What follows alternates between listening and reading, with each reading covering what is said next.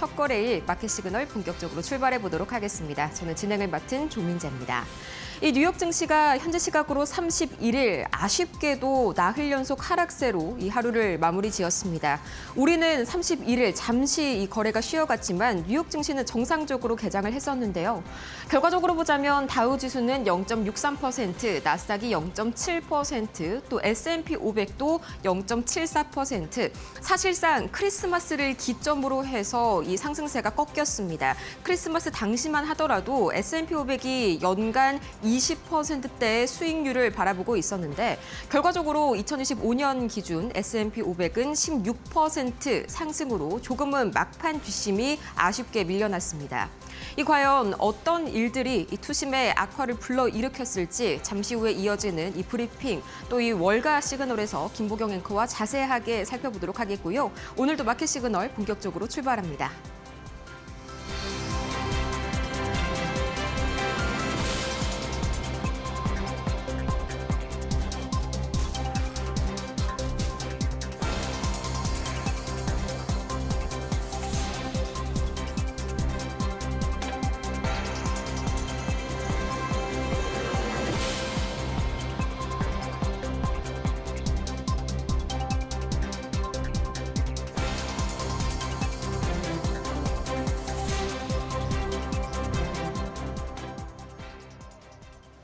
통상적으로 산타랠리라고 한다면 이 산타랠리, 그러니까 크리스마스 직후부터 그 다음 연초부터 두 거래일까지 총 7거래일을 산타랠리 기간이라고 하는데요.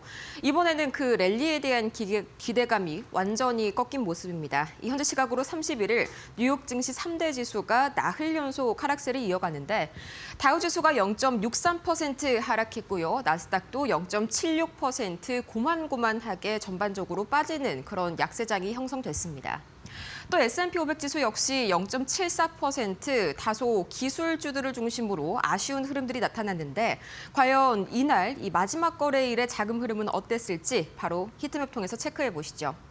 가장 먼저 이 히트맵입니다. 빨간색이 하락불이고요. 또 초록색이 상승불인데 전반적으로 봤을 때 상승불을 켠 섹터가 거의 없다시피 하죠. 유일하게 이 나이키만이 약 4%가량 올라서면서 강한 움직임을 보였는데 CEO의 자사주 매입건이 영향을 미쳤고요. 그 이외에 전반적으로 골고루 빠지는 흐름들이 나타납니다. M7이 약 1% 내외의 이 하락세를 보였고 엔비디아의 경우에도 이 H200 칩에 이 TSMC 증산 요청을 했다는 긍정적인 소식이 있었음에도 불구하고 연말에 눈치 보기 장세가 강해지면서 어쩔 수 없이 0.56% 상승분을 장 막판에 반납했습니다. 그렇다면 과연 어떤 이슈들이 이렇게 약한 연말장을 만들었을지 함께 보시죠. 세 가지 이슈가 있습니다. 가장 먼저 그동안 너무 많이 올랐다는 것이 주요한 차익 실현의 이유가 될 수 있겠습니다. 뉴욕 증시 3대 지수가 3년 연속, 그러니까 2023년부터 25년까지 두 자릿대 상승률을 기록했는데 이 때문에 막판 차익 실현 움직임이 강해졌습니다. 저와 함께 다음 판 통해서 자세한 상승률 만나보시죠. 가장 먼저 이 다우 지수와 나스닥 그리고 S&P 500까지 지난 3개년간의 연간 상승률을 제가 가지고 왔는데요. 역시나 나스닥이 AI 반도체 영향 덕분에 가장 올해도 강했습니다. 이 2025년 바로 작년에 나스닥은 20% 올랐고요. 상대적으로 이 AI 반도체 영향권에 덜 드는 지수라고 할 수 있죠. 다우 지수는 약 13% 올랐습니다. 이어서 S&P 500 지수 역시 16%가량 올랐는데 전반적으로 나스닥은 크리스마스 때까지만 하더라도 약 20%대의 연간 상승률이 기대됐다는 점을 감안을 한다면 그래도 역시나 강한 상승세가 눈에 띕니다. 이 때문에 이 연말에 갈수록 그동안 과열된 시장에 약간의 눈치 보기가 더해지면서 차익 실현 요구가 강하게 나타났다. 이런 전망들이 굉장히 강했고요. 이어서 그렇다면 과연 이 올해 이 S&P 500에 대한 IB들의 전망은 어떨까요? 제가 가지고 와봤습니다. 주요 10가지의 IB들의 목표가를 쭉 한번 가지고 와봤는데요. 가장 낮은 게 뱅크 오브 아메리카 7,100포인트고요. 가장 높은 게 오펜하이머 8,100포인트까지 전망이 나왔습니다. 참고로 현재 종가 기준으로 S&P 500이 6,845포인트 선에서 이 한 해를 마무리 지었는데 최소 3%에서 최대 19%까지 상승 전망이 나왔고요. 이 중앙값이 약 7,500 정도 됩니다. 그러니까 8% 정도 상승할 것으로 전망이 되고 있다는 점이죠. 참고로 작년 S&P 500은 16% 상승으로 한 해를 마무리 지었습니다. 이 상승세가 살짝은 둔화된 그런 전망치가 나오고 있는 것이죠. 실제로 관련 코멘트들도 내년에서 계속해서 좋은 움직임을 예상을 하고는 있지만 그 상승 폭이 약간은 꺾일 수 있다는 점을 지적하고 있습니다. 가장 먼저 글로벌 인베스트먼트 2025년에 있어서 가장 유효했던 점이 바로 관세 변화에 상당히 시장이 선방을 했다라는 것인데 이 때문에 2026년에는 관세 관련 이슈가 있더라도 상당 부분 많이 내성이 생겼기 때문에 그만큼 변동성은 줄어들 것이다라고 예상했고요. CNBC는 이 한 가지는 좋은 소식입니다. 2026년도 이 두 자릿수의 상승률을 올해도 기록할 수 있을 것이다라고 예측을 했지만 다만 최근 들어서 기업들의 주가 수익 비율 그러니까 PER이 굉장히 높아진 상황이죠. 이거를 기업의 이익 성장률 그러니까 이 수익성이 따라잡기 위해서 상당 부분 이 연중에 주가가 횡보하는 국면이 나타날 수 있다. 한마디로 주가 자체의 성장성은 좀 둔화될 수 있다는 점을 지적했고요. 또 스티펠은 다소 약간은 좀 부정적인 전망을 내놨습니다. 우리가 예상하는 내년 흐름은 횡보이다. 증시가 4년 연속 급격하게 상승을 지속하는 것은 쉬운 일이 아니다라고 지적했습니다. 한마디로 상승을 할 것이지만 그 상승세는 3년 내내 강했기 때문에 올해는 살짝 둔화될 수가 있다는 그런 의미이겠죠. 종전 이슈로 다시 넘어가 보도록 하겠습니다. 이렇게 약간은 조금 성장세가 둔화될 수 있다는 전망과 함께 이날 조금 눈치가 없이 이 고용지표가 너무 또 잘 나왔습니다. 신규 실업수당 청구 건수가 19만 9천 건을 기록했는데 이 예상치 22만 건 대비해서 약 2만 건 정도 하회한, 대폭 하회한 그런 모습이 나타났습니다. 고용지표가 너무 잘 나온다면 그렇습니다. 여러분께서 생각하시는 그대로 금리 인하에 대한 기대감이 줄어들게 되고요. 이 때문에 실제로 이날 10년물 국채금리가 이 4.16%까지 상승을 하는 등 증시 전반에 이 약세 압박이 이어졌습니다. 이렇게 국채금리, 채권금리가 상승하게 되면 아무래도 자금이 상대적으로 위험자산인 주식시장에서 상대적으로 안전자산인 채권시장으로 이동하기 때문에 주식시장에 약세 압력을 더한다는 점 체크를 해보시면 좋을 것 같고요.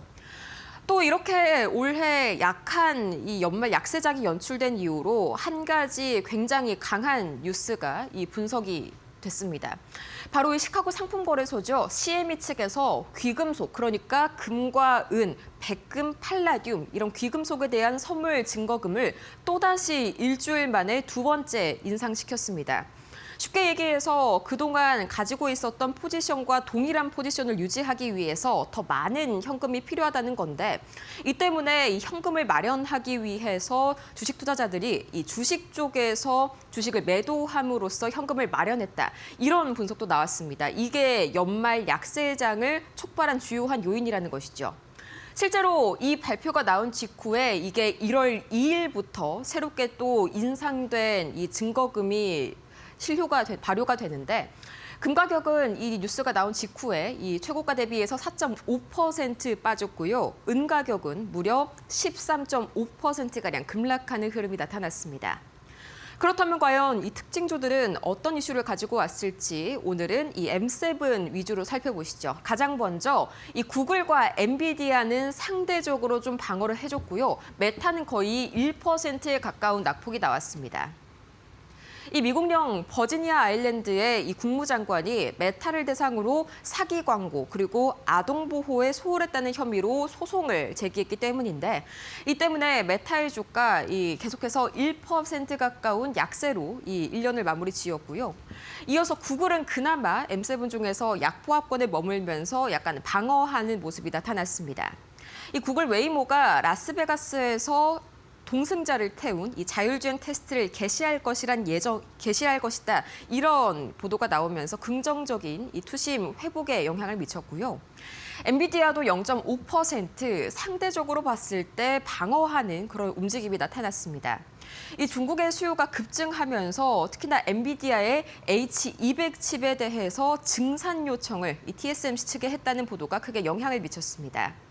현재 2026년 기준으로 중국 인터넷 기업들이 엔비디아 측에 약 200만 개의 H200 칩을 요청했는데 현재의 재고는 70만 개뿐이라고 합니다. 130만 개의 쇼티지가 발생한 것이죠. 이 때문에 엔비디아의 주가 하락하다가 다시 한번 회복하는 움직임이 나타났고요. 0.5% 약보합권의 주가를 방어해냈습니다. 이어서 세 가지 반드시 알아야 할 특징주들 상황 보고 가겠습니다. 현재 시각 31일 기준입니다. 가장 먼저 트럼프 미디어 5.3%가량 이날은 급등하는 움직임이 나타났는데 크립토닷컴과 제휴해서 이 주주들에게 디지털 토큰을 배포할 예정이다.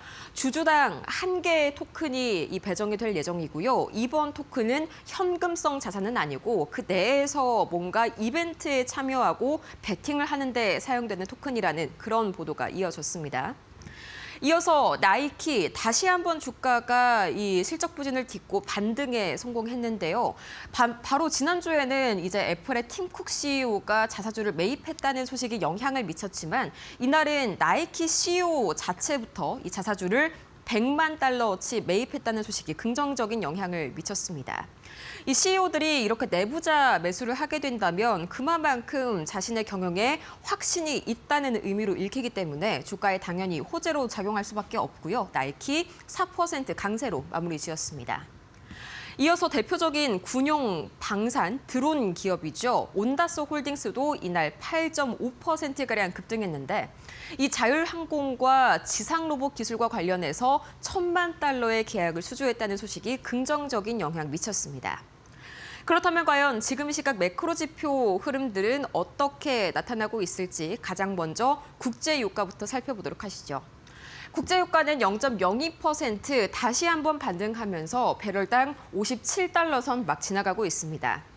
이 미국이 베네수엘라 원유와 관련해서 이 제재를 위반한 중국과 홍콩 기업 그리고 유조선들을 제재했다는 소식이 이 유가에 다시 한번 단기적인 공급망 우려를 부각시켰기 때문이고요.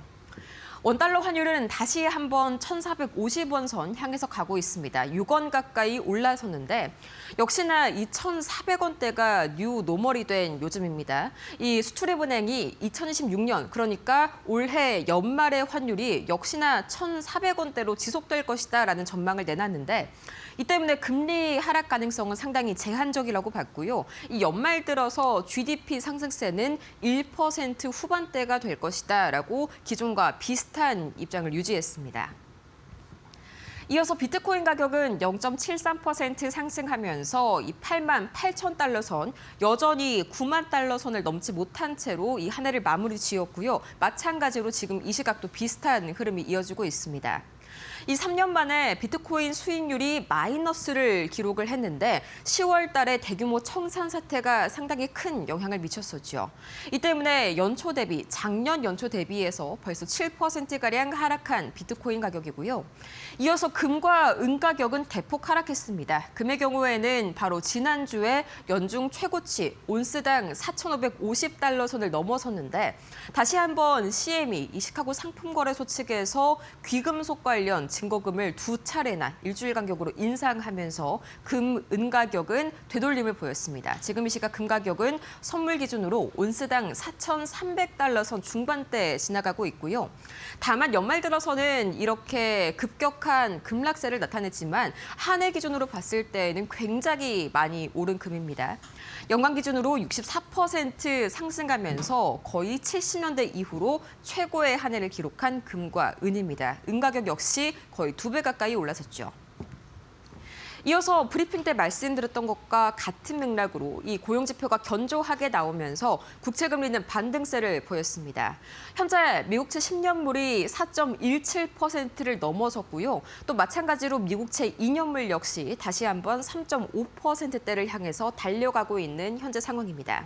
지금까지 12월 2025년 마지막 거래일 뉴욕 증시 마감 상황 봤습니다.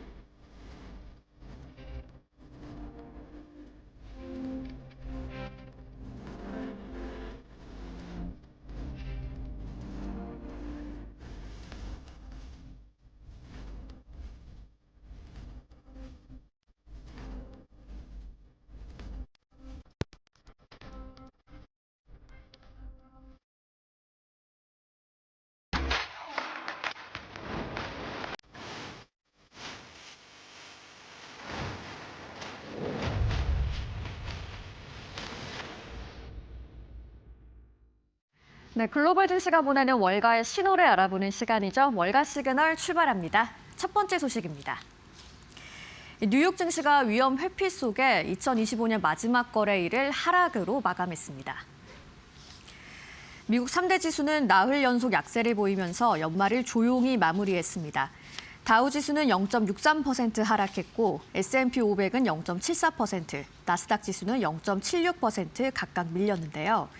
연말 마지막 거래일에는 시장을 움직일 만한 주요 이벤트나 지표는 없었고 AI 랠리로 큰 폭 상승한 한 해를 의식하며 투자자들은 차익 실현에 나섰습니다. 다만 이번 조정은 성탄절 이전 상승분을 일부 되돌리는 수준에 그쳤습니다. 한편 2025년 전체로 보면 뉴욕 증시는 강력한 상승장을 기록했습니다. S&P 500은 연간 16% 이상, 다우는 약 13%, 나스닥은 20% 넘게 상승했습니다. AI 중심 기술주 수요가 지수 상승을 주도하며 사상 최고치를 끌어올렸지만 연말로 갈수록 상승 동력은 둔화되는 모습이 나타났습니다. 한편 월가는 2026년 개장을 앞두고 변동성 확대와 펀더멘털 중심 장세 전환을 주시하고 있습니다. 올해 미국 IPO 시장에 초대형 대어들의 동시 등장에 기대감이 커지고 있습니다. 스페이스X, 오픈 AI, 엔스로픽이 상장을 추진 중입니다. 파이낸셜 타임스는 이들 기업이 수백억 달러 규모의 IPO를 준비하고 있다고 전했습니다. 스페이스X는 큰 시장 충격이 없다면 12개월 내 상장을 투자자들에게 언급했는데요. 현재 스페이스X의 기업 가치는 약 8천억 달러로 사상 최대 IPO 가능성도 거론됩니다.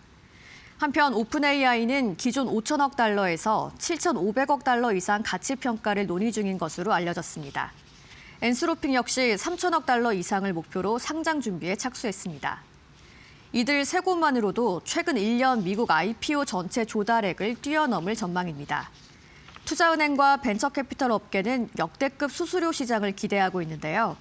다만 AI 버블 논란과 기술주 변동성은 부담 요인이며 최근 대형 기술주 조정으로 시장 불확실성이 확대되고 있습니다. 월가는 그럼에도 이번 소식에 대해서 세대적 기업은 시장을 기다리지 않는다는 평가를 내놨습니다. 미국의 신규 실업수당 청구 건수가 19만 9천 건으로 급감했습니다. 미국 고용지표가 연말 효과 속에 급변했습니다. 미국 노동부에 따르면 12월 27일로 끝난 주 신규 실업수당 청구 건수는 19만 9천 건으로 집계됐습니다. 전주 대비 1만 6천 건 감소하면서 20만 건 아래로 내려간 드문 사례인데요. 성탄절이 포함된 주간으로 2025년 들어 최저 수준 중 하나입니다. 다만 시장에서는 지표 개선으로 해석하기엔 이르다는 평가가 나옵니다. 성탄절과 함께 12월 24일, 26일 연방 공휴일이 겹치며 변동성이 크게 확대됐기 때문입니다. 실제 4주 이동평균 신규 청구 건수는 21만 8,750건으로 오히려 소폭 상승했습니다. 계속 실업수당 청구 건수는 187만 명으로 최근 몇 달 사이 낮은 수준을 유지했습니다. 전반적으로 해고는 제한적이지만 고용 증가세는 둔화된 흐름입니다. 실업률은 4년 만에 최고 수준까지 올라섰습니다. 체감 고용 여건도 악화되고 있는데요. 일자리를 구하기 어렵다고 느끼는 미국인은 늘고 일자리가 충분하다는 응답은 줄었습니다. 전설적인 투자자인 워런 버핏이 60년 경영을 마치고 은퇴했습니다.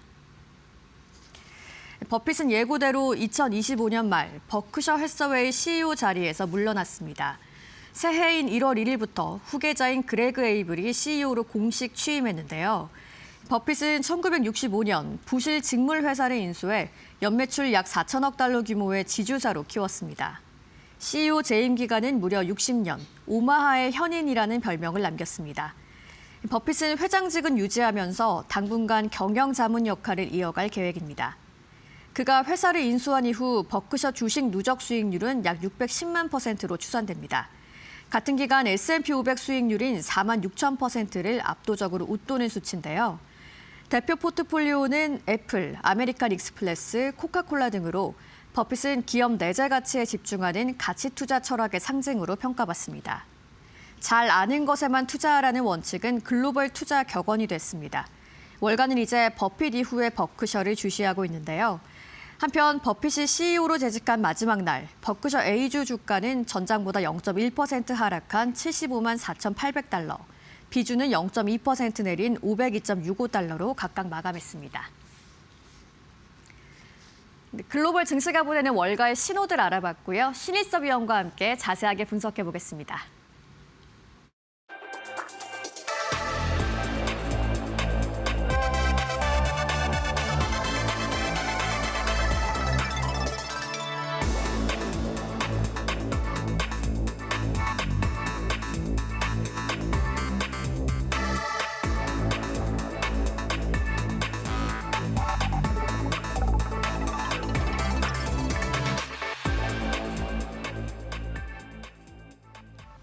네, 오늘의 첫 번째 살펴볼 기사는 미국의 신규 실업수당 청구 건수에 관한 건데요.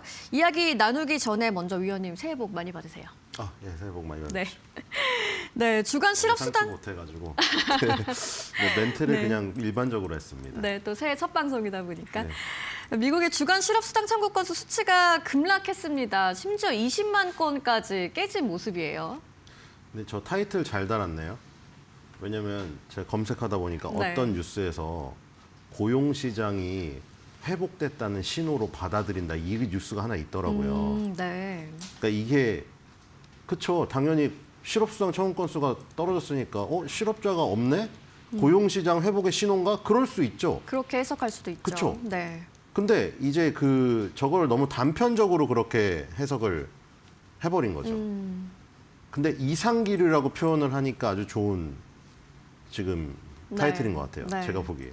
그래서 뭐 저기 아까 전에 제가 말씀드린 대로 회복의 신호다 이랬으면은 댓글 많이 달렸을 거예요. 네. 야, 뭐 무슨 저기 실업성 청구 건수 떨어졌다고 무슨 다 회복 신호냐. 지금 아까 앵커님 브리핑 해주신 대로 실업률도 봐야 되고 저번에 졸트 보고서에서 나온 대로 기업도 고용을 안 하고 고용을 안 하니까 뭐 나갈 사람도 없고. 그냥 예를 들어 그거잖아요. 파이터들이 싸워서 파이트 머니를 받아야 될 거 아니에요. 네. 파이터들이 싸우는 게 직업인데 가만히 앉아서 대진도 안 잡히고 맨날 훈련만 하고 거기다가 나이만 먹으면 무슨 소용이 있어요? 그렇죠? 입싸움도 아니고. 그러니까 예를 들어서 작년에는 50전 40승 10패였어요. 근데 이번 연도에는 딱 그것만 하는 거죠. 이번 연도에는 1패다. 그럼 뭐 어떻게 되겠어요? 작년에 10패 했는데 이번에 1패밖에 안 했다고? 패가 9개나 줄었네? 근데 알고 봤더니 경기가 한 번밖에 없었던 거예요. 1전 1패. 그러니까 파이트는 싸워가지고 전적을 늘려야 되는데 1전 1패하면 무슨 소용이 있겠어요. 그러니까 지금 이것도 약간 비슷한 개념이거든요. 네. 그러니까 아예 일자리도 그 고용을 많이 해서 기업이 막 고용을 많이 일으켜가지고 뭐 구인공고를 많이 내요. 그럼 이제 지원도 많이 할 거 아니에요. 네. 그 탈락자도 많이 발생할 거고. 그리고 그 회사에 다니고 있던 사람들도 새로운 구인 공고를 보고 내가 저 자리에 갈 수 있을 것 같은데 하면서 그만두는 사람도 많을 거 아니에요. 네. 그게 더 경기가 활성화된 거지. 아예 구인 공고도 0, 나가는 퇴사자도 0. 그럼 예를 들어 퇴사자에 집중을 해가지고 퇴사자가 0이네? 너무 좋다 고용시장이. 퇴사하는 사람이 한 명도 없잖아. 이렇게 해석하면 아까 저거랑 비슷하게 된 거죠. 실업수당 청구 건수가 급락했다고? 야 이거 너무 좋은 거 아니야? 그러니까 그러면 파이트가 아예 전적이 없는 거랑 똑같은 거예요 지금. 아예 고용시장이 얼어붙었다. 고용시장이 얼어붙어가지고 구인 공고도 안 나오고 네. 퇴사자도 없고 퇴사자가 없으니 실업하는 실업자도 없고 실업수당 청구 건수도 안 나오고 그러니까 아예 경기가 죽어버리면 그냥 다 0으로 가버려요. 근데 네. 저게 실업수당 청구 건수가 이제 그냥 단순히 저 수치만 보면은 그냥 절대적으로는 낮아졌으니까 좋게 보이겠죠. 그러니까 예를 들어 지금 어느 정도냐면 이제 1969년도가 소환이 됐네요. 지금 보니까. 언제? 30년 전? 30년, 50년 전이네요. 실업수당 청구 건수 지금 이 2020년 이후에 있잖아요. 계속해서 낮은 구간을 유지하고 있습니다. 그러니까 이게 시계열로 봐야 되는 거예요. 지금 우리가 주간으로 계속 보다 보니까 장기적인 수치가 안 보이는데 지금 사실 코로나 접어들기 이전에도 그런 낌새가 있었어요. 그러니까 20만 건 이하. 주간 단위로 20만 건 이하로 내려갔는데 지금 보시면은 1975년도 이후에는 20만 건 이하로 잘 안 내려가요. 지금 보시면 밑에 하단이. 네. 근데 코로나 들어가기 직전에 20만 건 밑으로 내려가더니 저 코로나로 인한 거는 지금 그래프도 안 보이네요. 보이세요? 네. 그래프가 너무 높아서 이게 잘렸어요. 위로 뚫렸네요. 600만 건, 주간 600만 건씩 나왔거든요. 코로나 때는. 역대급이었어요. 어느 때보다도 대공황, 1980년대 대공황, 그리고 무슨 뭐 서브프라임, 그때보다 코로나 때 실업자가 더 많았습니다. 사실 코로나의 여파가 지금도 여러분들 사실 회복이 안 됐어요. 근데 지금 그 전부터 낌새가 있었는데 지금 보시면 1975년도 이후에 20만 건 이하로 계속 떨어지는 이 수치가 그럼 우리가 전체적으로 실업수당 청구 건수가 안정됐다고 봐야 될 것인지 아니면은 지금 보시면 뭔가 이상하잖아요. 안정됐다고 하기에는 저거 뭔가 1975년도부터는 이상한데 그 이후에 20만 건 떨어진 적이 없었는데 왜 지금 계속 20만 건일까? 혹시 아까 제가 말씀드린 대로 전체적인 파이가 줄어가지고 그러니까 들어가는 사람도 없고 나오는 사람도 없고 실업자도 없고 그냥 이런 상황인 건지 그런 거를 봐야 되는 거죠 지금. 네. 지금 일단은 절대적인 수치로는 1969년도가 소환됐습니다. 그렇죠? 주간 실업수당 청구 건수가 20만 건 이하로 내려가서 19만 9천 건. 이 예상치도 22만 건이었거든요. 예상치를 하회하고 지금 박스권 하단부를 깨고 내려가고 있거든요. 지금 저런 모습들이. 그러니까 주간 실업수당 청구 건수가 떨어져서 지금 좋은 것보다는 지금 뭔가 이상 기류가 있다는 표현이 지금 타이틀이 딱 맞은 거예요. 저 이상한데 지금 1969년도 이하로 내려가 버리면 그럼 어떻게 되는 것인가? 지금 50년 만에 주간 실업수당 청구 건수가 가장 낮은 건데 네. 그럼 이게 정상적인 건지 실업수당 청구 건수가 내려갔다고 좋아해야 될 것인지 그렇죠? 근데 딱 봐도 좋아해야 될 것은 아닌 것 같이 보이죠 지금. 그러네요. 뭔가 이상한 느낌이 안 듭니까? 1969년도 50년 전을 소환해야 될 정도로 이상이 있다는 거는 뭔가 지금 몸에 뭔가 신호가 이상하게 지금 작동이 되고 있다. 이렇게밖에 보이질 않네요. 그렇군요. 이런 절대적인 수치만 보고 좀 단편적으로 생각하면 안 된다는 말씀으로 해석이 되는데요. 그렇다면은 이전에도 말씀 많이 하셨지만 다른 고용 지표랑 좀 같이 엮어서 이 고용 시장을 파악을 해봐야겠습니다. 네, 일단 그 뭐 저것도 한번 보고 넘어가죠. 우리 항상 이제 세 가지가 대표적으로 나오잖아요. 네. 뭐 언론 타이틀에는 주간 실업 청구 건수인데 신규 실업자가 된 사람이 청구한 게 나오고 네. 그다음에 이제 2주 연속으로 계속 실업 상태인 사람들의 청구 건수가 나오잖아요. 그리고 이제 주간이다 보니까 너무 짧으니까 그거를 보완해주기 위해서 4주 평균 에버리지가 또 나와요. 근데 이제 초록색은 에버리지고 지금 빨간색으로 나오는 거는 신규 실업수당 청구 건수, 계속 실업수당 청구 건수거든요. 네. 2주 연속 신청한 사람. 2주 연속 신청한 사람은 일단 꺾였는데 4주 평균은 지금 올라오고 있는 모습이죠. 지금 저렇게 지금 엇갈리고 있는 모습이 나왔고 그리고 이제 다른 고용 지표랑 같이 봐야 된다는 것들이 그런 겁니다. 아까 실업률도 나왔지만 일단 저는 이제 졸트에서 나오는 그 부분 그때 나온 게 이제 구인 공고를 덜 내고 기업들이 그리고 자발적 퇴사자도 없어요. 그러니까 그게 무슨 거를 의미하냐면은 경기가 좋으면은 기업들이 새로운 사람을 고용하고 싶어가지고 혹은 더 늘리고 싶어서 구인 공고를 열심히 냅니다. 네. 그럼 그 구인 공고를 보고 막 지원을 하겠죠. 다수를 지원할 거예요. 그래서 거기서 이제 가려서 뽑고 그리고 이제 이 기존에 있던 사람은 아까 말한 대로 어떻게 되나요? 새로운 일자리가 딱 떴어요. 우리 그런 거 뭐 꽁트에 많이 나오지 않나요? 유튜브 꽁트 같은데? 막 무슨 조스홀을 들어가서 열심히 사수한테 배우고 있는데 사수가 이렇게 말을 하잖아요. 우리 기업도 나쁘지 않아. 다녀봐. 좋아. 그래 놓고 딱 쉬는 시간에 그 사수 보니까 뭐 검색하고 있죠? 다른 잡코리아 검색하고 네. 있잖아요. 그 무슨 의미를 하냐면은 그 사람도 경기 상황이 좋아지면은 딴 데 갈 생각을 하고 있다는 거예요. 근데 졸트에서 어떻게 나왔죠? 자발적 퇴사자가 없고요. 구인 공고도 없어요. 그리고 실업률은 올라가고 그런 가운데 이제 실업수당 청구 건수가 이제 계속 실업수당 청구 건수도 꺾이고 이 신규 실업수당 청구 건수도 꺾였단 말이죠. 4주 평균 빼고 다 꺾였어요. 그렇기 때문에 이거를 이제 좋게 해석할 것인가? 좋게 해석할 수가 없다는 거죠. 아까 여러 가지 다 조합해 보니까 물론 그건 하나 있습니다. 지금 연말 연시잖아요. 네. 연말 연시라서 이 실업수당 청구 건수의 절대적인 숫자가 내려가는 그 부분도 있어요. 물론 연말 연시를 타는 그 부분도 있단 말이에요. 시기적인 특성이 그렇죠. 시기적인 특성이 되죠. 있는데 네. 시기적인 특성을 넘어서는 부분을 아까 저희 우리가 시계열로 보지 않았습니까? 네. 이거는 무슨 연말 연시를 앞둔 무슨 한 2주, 3주간의 흐름이 아니라 1969년을 소환해야 될 정도로 지금 뭔가 이상기류가 포착이 되는 상황이란 말이에요. 그러니까 지금 이거를 두고 연말연시를 감안을 하더라도 지금 연말연시 때만 잠깐 이런 게 아니기 때문에 우리는 지금 이걸 이상하게 받아들여야 된다는 거죠. 지금 전부 다 위축이 됐구나. 아예 전 경제 주체의 전 구성원이 자신감이 없구나.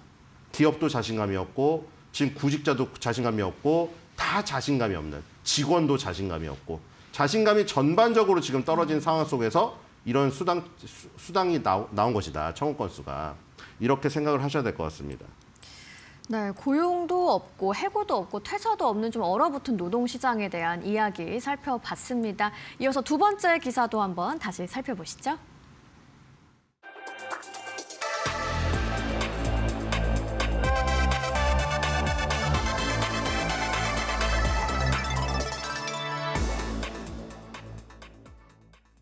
네, 아마 투자자분들 중에 모르는 분이 없으실 것 같습니다. 전설적인 투자자인 워런 버핏이 무려 60년간의 경영을 마치고 예고한 대로 은퇴를 했습니다. 후계자에게 자리를 물려줬는데 마지막으로 남긴 버크셔 해서웨이의 포트폴리오 변화가 좀 있었는데 투자자분들에게 힌트가 좀 될 수 있을 것 같아요. 네, 물론 지금 경영 일선에서 손을 뗀다고 해서 아예 이 코멘트를 안 하지는 않지 않을까 하는 뇌피셜인데 네. 그냥 뭔가 그 조언 같은 걸 해주지 않을까요? 해줄 것 당분간 같은데 경영 자문 역할을 또 그렇죠. 이어간다고 하네요. 공식적으로는 일단 그 마지막으로 남긴 포트폴리오가 됐습니다.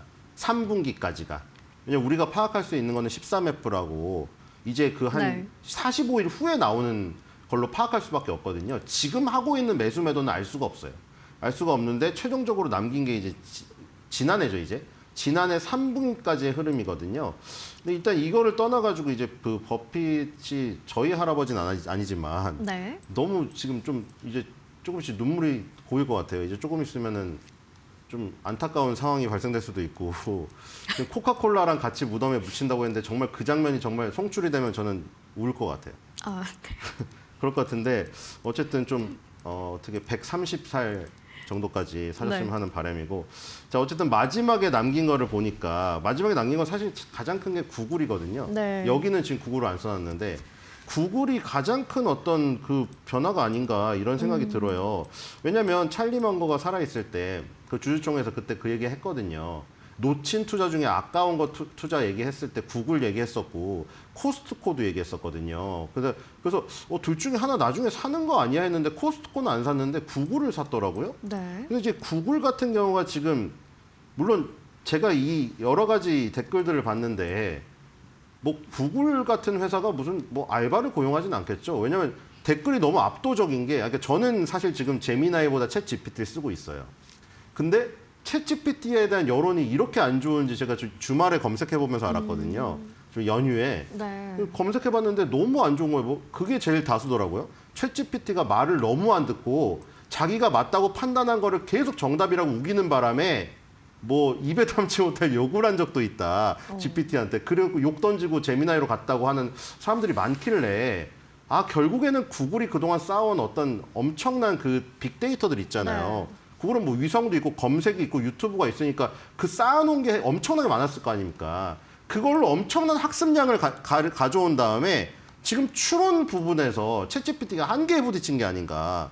계속 엉뚱한 대답을 하면서 계속 그런 부분에서 소비자들의 그 어떤 저기가 핀트가 어긋나고 있는 게 아닌가. 그래서 이제 구글의 저력을 믿고 지금 투자하는 사람들이 많은데 워렌 버핏도 거기 합세를 했다. 이렇게 보이고요. 3분기 때 버크셔의 10번째 비중으로 바로 올라갔습니다. 그리고 지금 사실 애플을 지금 가장 많은 비중을 갖고 있잖아요. 애플이 지금 상황이 마지막까지 어떻게 됐냐면은 3분기 때도 15%를 줄였어요. 그래서 지금 88조 원이 남았거든요. 우리나라 돈으로. 네. 근데 2024년에 애플 주식을 3분의 2를 팔았습니다. 그러니까 지금 계속 줄이고 있거든요. 아직도 1위긴 하지만. 근데 애플은 분명히 지금 워렌 버핏이 자신의 손녀가 아이폰 시리즈가 나올 때마다 바꾼다. 아, 저걸 보면서 저거는 기술 기업이 아니라 필수 소비재 기업으로 변신했다. 아마 그 면모를 본 것 같거든요. 그러면 그 똑같은 관점에서 본다면 구글도 이거 필수 소비재로 인식을 해서 지금 사는 게 아닌가. 기술주가 아니라 그런 생각이 들거든요. 마치 이제 제미나이를 계속 새로운 게 나올 때마다 구독을 계속 하는 것처럼. 그러니까 기술주면은 기술의 흐름에 따라서 내쳐지고 버려지고 바꿔야 되는데 필수 소비재 같은 거죠. 유튜브도 마찬가지고. 이게 유튜브가 대체할 수 있는 플랫폼이 이제 나오기가 힘들어져 버렸다는 생각이 들거든요, 저는. 이 유튜브를 과연 대체할 수 있을까, 앞으로? 향후 한 100년이라도? 저는 대체할 수가 없는 수준에 이르러 버렸다는 생각이 들어요. 그렇기 때문에 이제 유튜브가 필수 소비재가 돼버린 거죠. 인공지능 AI하고. 그렇기 때문에 구글도 필수 소비재로 인식을 해서 애플 다음으로 산 게 아닌가 이런 생각이 들고요. 앞으로 비중을 계속 넓히지 않을까 이런 생각이 듭니다. 그리고 네. 몇 개 살펴보니까 유나이티드 헬스그룹 급락한 걸 또 주셨어요. 급락한 걸 주셨고 뉴코어 철강주를 또 샀거든요. 철강주 지금 분위기가 상당히 안 좋았는데 이 지금 그 트럼프가 굉장히 관세 부과를 크게 하면서 미국 철강주들에게 힘을 실어주고 있죠. 그리고 레나나 호튼 같은 이 주택주, 요거는 예전부터 관심이 있었던 주식들이거든요. 이 부동산 경기에서 지금 주택 수요랑 철강 여기에 베팅을 했다는 게 좀 공통점인 것 같고요. 라마 광고회사나 알레기온 같은 요런 보안 인프라 회사를 살짝 담았다. 요런 부분이 있고 그 다음에 기존에 있던 포지션을 확대하거나 판 것들이 있어요. 쉐브론 같은 거. 왜냐하면 쉐브론이나 엑스모빌 같은 거를 굉장히 좋아했거든요. 그래서 쉐브론을 추가 매수했고요. 풀코퍼레이션 요즘에 좀 떨어지고 있는데 수영장 집에 만들어주는 회사거든요. 관리하고. 그거랑 콘스텔레이션 브랜드도 샀고 하이코, 도미노 피자 이런 것들을 추가 매수했습니다. 그리고 이제 조금 줄인 것들은 애플, 뱅크 오브 아메리카, T-모바일, 차터, 베라이즌, 다비타 신장 투석하는 거거든요. 이런 것들은 비중 축소를 했습니다. 요게 이제 버핏이 공식적으로 경영자 자리에서 마지막으로 버크셔 회사회의에 13F에서 나타나게 만든 이런 그 포지션 변화들입니다. 워렌 버핏의 유산이라고도 볼 수 있겠습니다. 아까 말씀하신 것처럼 애플을 좀 지속적으로 매도를 했는데도 불구하고 여전히 가장 큰 비중을 차지한다고 말씀을 해주셨는데 좀 이렇게 비중이 확신 있는 종목에 집중적으로 투자를 하는 게 버크셔 해서웨이의 시그니처 투자법이라고 볼 수 있을 것 같아요. 이게 워렌 버핏이 말하는 90대 10 투자법이 될까요? 그렇게 되었죠. 지금 뭐 계란을 한 바구니에 담지 말라 이런 것들을 막 들은 적이 많을 거예요. 근데 네. 그렇게 들었는데 왜 워렌 버핏은 자꾸 한 바구니에다가 저걸 담느냐? 그러니까 자기가 가장 신뢰하는 황금 알을 딱 한 바구니에 담는 거죠. 근데 그게 이제 어떤 사람들이 보기에는 야 저거 그냥 미국 주식 망하면 어떻게? 그러니까 S&P 500에 대한 확신을 배경으로 깔고 그런 전략을 하는 거예요. 뭐 그런 얘기 들어보셨죠?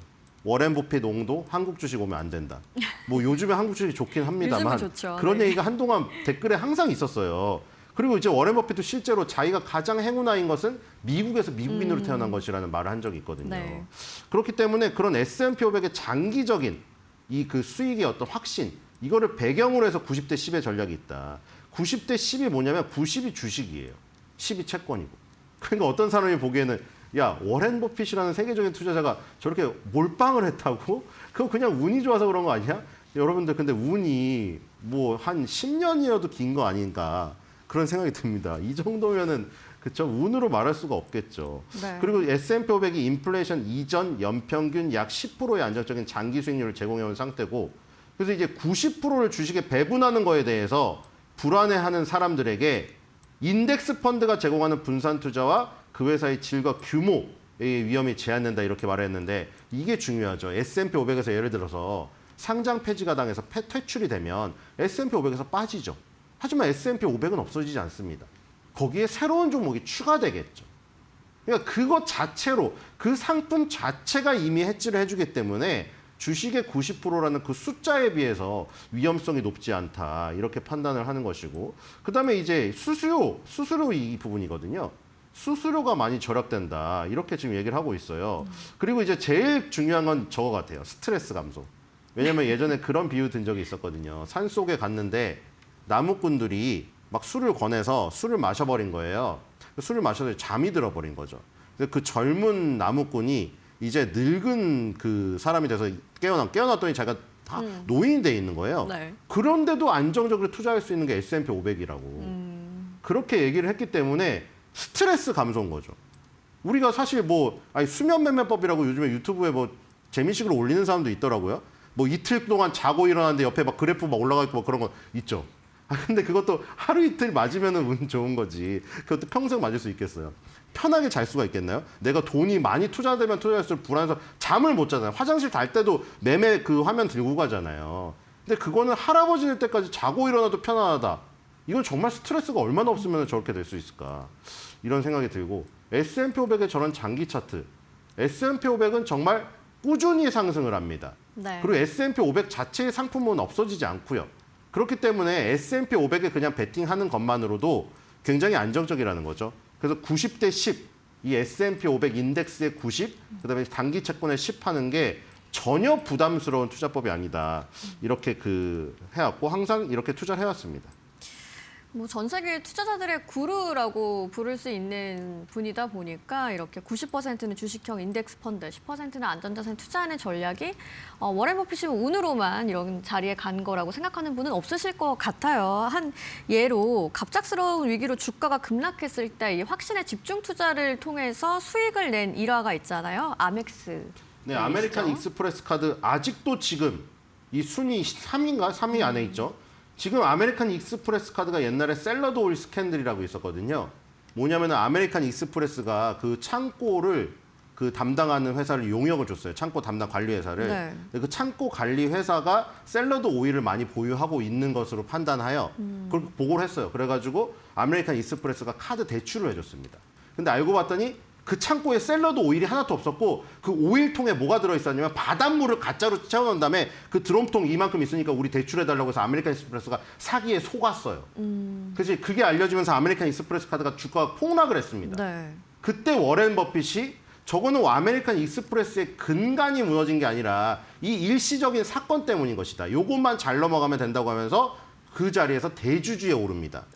그러면서 그 사기당하신 분들 있잖아요. 사기당하신 분들에게 충분한 보상을 해주고 넘어갔습니다. 그래서 지금 아메리칸 익스프레스가 있는 것이고 아직도 워렌 버핏의 버크셔 해서웨이 저희 투자 포트폴리오의 중요한 부분을 차지하고 있죠. 그러니까 이게 바로 행동주의 펀드의 어떤 전형. 그러니까 지금 리틀 버핏이라고 불리는 사람이 몇 명 있는데 저는 빌 에크먼을 좋아합니다. 네. 빌 에크먼도 행동주의 펀드를 그대로 따라 하잖아요. 자기가 거기 들어가서 이 지금 그 회사를 변화시키려고 하다가 물론 칼 아이칸한테 역풍으로 한 대 맞긴 했지만 그런 방식들 회사도 살고 주주도 살고 거기에 관련돼 있는 투자자분들도 살리는 이런 방식 그리고 아메리칸 익스프레스 카드를 그 당시에 대주주에 올라가지고 무려 수익이 지금 86배가 났습니다. 그러니까 어떤 일시적인 위험, 일시적인 어떤 사건으로 인해서 급락을 했더라도 본연의 가치에 비해 싼지 안 싼지를 판단하여 여기에 또 집중 투자를 하는 겁니다. 그래서 지금 가장 어떻게 보면 집중 투자와 위험 리스크가 터졌을 때 투자했을 성공 사례로 아메리칸 익스프레스 카드를 들 수가 있겠고 여러분들 지금 주가를 보시면 이 기술주가 판치는 이 시장에도 아메리칸 익스프레스 카드는 또 사상 최고가를 가고 있다는 사실 굉장히 중요한 어떤 그 투자 포인트였고 아메리칸 익스프레스 카드는 계속해서 워렌 버핏의 버크셔 해서웨이의 주요 투자 지분을 차지하고 있지 않을까 이런 생각이 듭니다. 워런 버핏의 포트폴리오를 통해서도 투자자분들이 힌트를 좀 얻으실 수 있겠는데요. 또 올해가 2026년 첫 방송입니다. 그래서 앞서 얘기했던 뉴욕 증시 이야기도 살짝 좀 다뤄보면 좋을 것 같아요. 3년 연속 두 자릿수 상승세를 보였는데 올해 전망 그리고 투자 전략은 좀 어떻게 보실까요? 제일 궁금한 게 그 매그니피센트 세븐의 어떤 저기 아닙니까 수성? 근데 지금 보면은 매그니피센트 세븐에 너무 몰려 있다. 뭐 인공지능 버블이다 이런 얘기 많았잖아요. 근데 매그니피센트 세븐에 몰려 있는 것 자체가 왜 그렇게 몰렸을까? 그런 생각을 해볼 필요도 있지 않을까? 그러니까 우리가 항상 그 경제론자들 마이클 버리나 이런 사람들이 그 공격하는 게 그거잖아요. 야 PER, PBR이 터무니없이 높은데 그리고 쟤네 비중이 너무 쏠렸는데 근데 여러분들 보시면 우리나라도 지금 삼성전자, SK하이닉스 합쳐가지고 비중이 30%가 넘었어요. 지금 그러니까 이게 뭐냐면 대세 상승기를 구가할 때는 주요 종목에 쏠리게 되어 있습니다. 그리고 그 종목에 왜 쏠렸는지 이유를 보면은 타당한 이유들이 있어요. 그래서 PER, PBR이 높아지는 겁니다. 그 PER, PBR이라는 개념을 어떤 그 단순한 수치로 높다고 너무 무섭다고 생각할 게 아니라 인기의 척도로 생각해야 돼요. 성장을 하고 주식시장이 대세 상승을 할 때는 인기가 많은 주식이니까 당연히 주가가 높게 평가돼서 주당 순이익이나 주당 순자산의 상승 속도에 비해 주가 상승 속도가 빠르니까 훨씬 더 많은 배수로 표현이 되고 있는 거예요. 그렇기 때문에 인기가 없는 주식은 그럼 PER, PBR이 굉장히 낮게 평가가 되겠죠. 그걸 보고 저평가라고 하면 안 되죠. 아까 전에 워렌 버핏이 아메리칸 익스프레스 카드를 투자할 때 망가져가지고 막 PER, PBR이 낮아졌을 때 그때랑 얘기가 다르죠. 여러분들 어떤 상황이냐에 따라서 PER, PBR의 개념을 따로 적용해야 됩니다. 지금은 대세 상승기고 PER, PBR이 높은 게 인기의 척도입니다. 지금 이 상황에서도 PER, PBR이 낮은 게 저평가입니까? 아니요. 인기가 없어가지고 저기 구석에 처박혀가지고 나오지도 못하는 그런 주식들이 PER, PBR이 낮게 평가가 되어 있겠죠. 그러니까 지금 거기서 이제 과도하냐 안 하냐가 지금 문제인 건데 지금 보면은 예를 들어서 워렌 버핏이 지금 구글에 대한 투자를 지금 이제 얘기를 하지 않았습니까? 그러니까 지금 제미나이라는 게 나오고 나노바나나 3 프로가 나오면서 굉장히 이제 이 시장의 변동을 일으키고 있어요. 그리고 구글은 또 TPU를 들고 나왔고 아마존의 트레이니엄 칩도 나오잖아요. 엔비디아의 GPU가 흔들린다 이런 얘기가 나오는데 이게 더 좋은 게 뭐냐면 엔비디아 혼자 모든 짐을 짊어지고 가다가 약간 분산해서 저는 짐을 이 옆에 애들에게 나눠준 느낌이 들어요. 그렇기 때문에 오히려 혼자 등산하는 것보다 더 센 애들이 와가지고 지원군이 생겨서 짐을 나눠 들고 가는 형국이 되지 않을까 이런 생각이 들고 다만 그런 거 있습니다. 아까 매그니피센트 세븐이나 이런 것들이 이제 기술적 이격이 굉장히 많이 벌어졌다 보니까 그런 부분이 조정을 받다 보면은 못 간 업종들이 조금 키높이 맞추기를 할 수 있지 않을까. 그래서 아까 전에 보면은 워렌 버핏도 철강주라던가 유나이티드 헬스그룹 같이 폭락한 걸 샀잖아요. 도미노 피자 같이 안 간 음식료 업종들도. 그런 것들도 어느 정도 올라오는 한 해가 되지 않을까 이런 생각이 듭니다. 네, 2026년 뉴욕 증시 전망과 투자 전략까지도 한번 짚어봤습니다. 지금까지 신일섭 위원과 함께했습니다. 고맙습니다.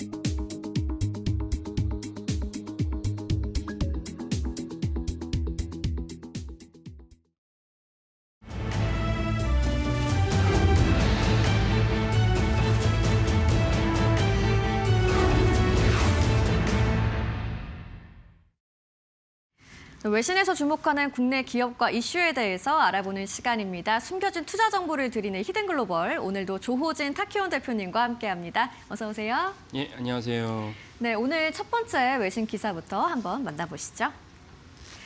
오늘 처음으로 만나볼 기사는 로이터스 통신의 보도입니다. 엔비디아가 중국발 주문 폭주의 H200 AI 칩 증산을 위해서 TSMC에 생산을 요청했다는 내용의 기사인데요. 폭발적인 주문을 맞추기 위해서 생산 확대 요청을 했습니다. 중국 기업이 2026년 공급분으로 200만 개 이상을 주문을 했는데 엔비디아가 현재 갖고 있는 재고가 약 70만 개 수준에 그친다고 합니다. 약 130만 개 정도가 부족한 상황이라고 볼 수 있겠는데요. 현저하게 재고가 부족한 상황인데 새해 첫 거래일이 이제 시작이 됩니다. 작년 한국 증시를 이끈 게 반도체라고 볼 수 있는데 올해도 그 주인공이 반도체가 될까요? 예, 그렇죠. 작년에 이제 시총 2위 기업인 SK하이닉스가 무려 200% 넘게 상승을 했습니다. 그래서 시총 전체가 440조 정도 되고 시총 1위 기업인 삼성전자도 역시 이제 같이 상승을 했는데 100% 넘게 상승을 했습니다.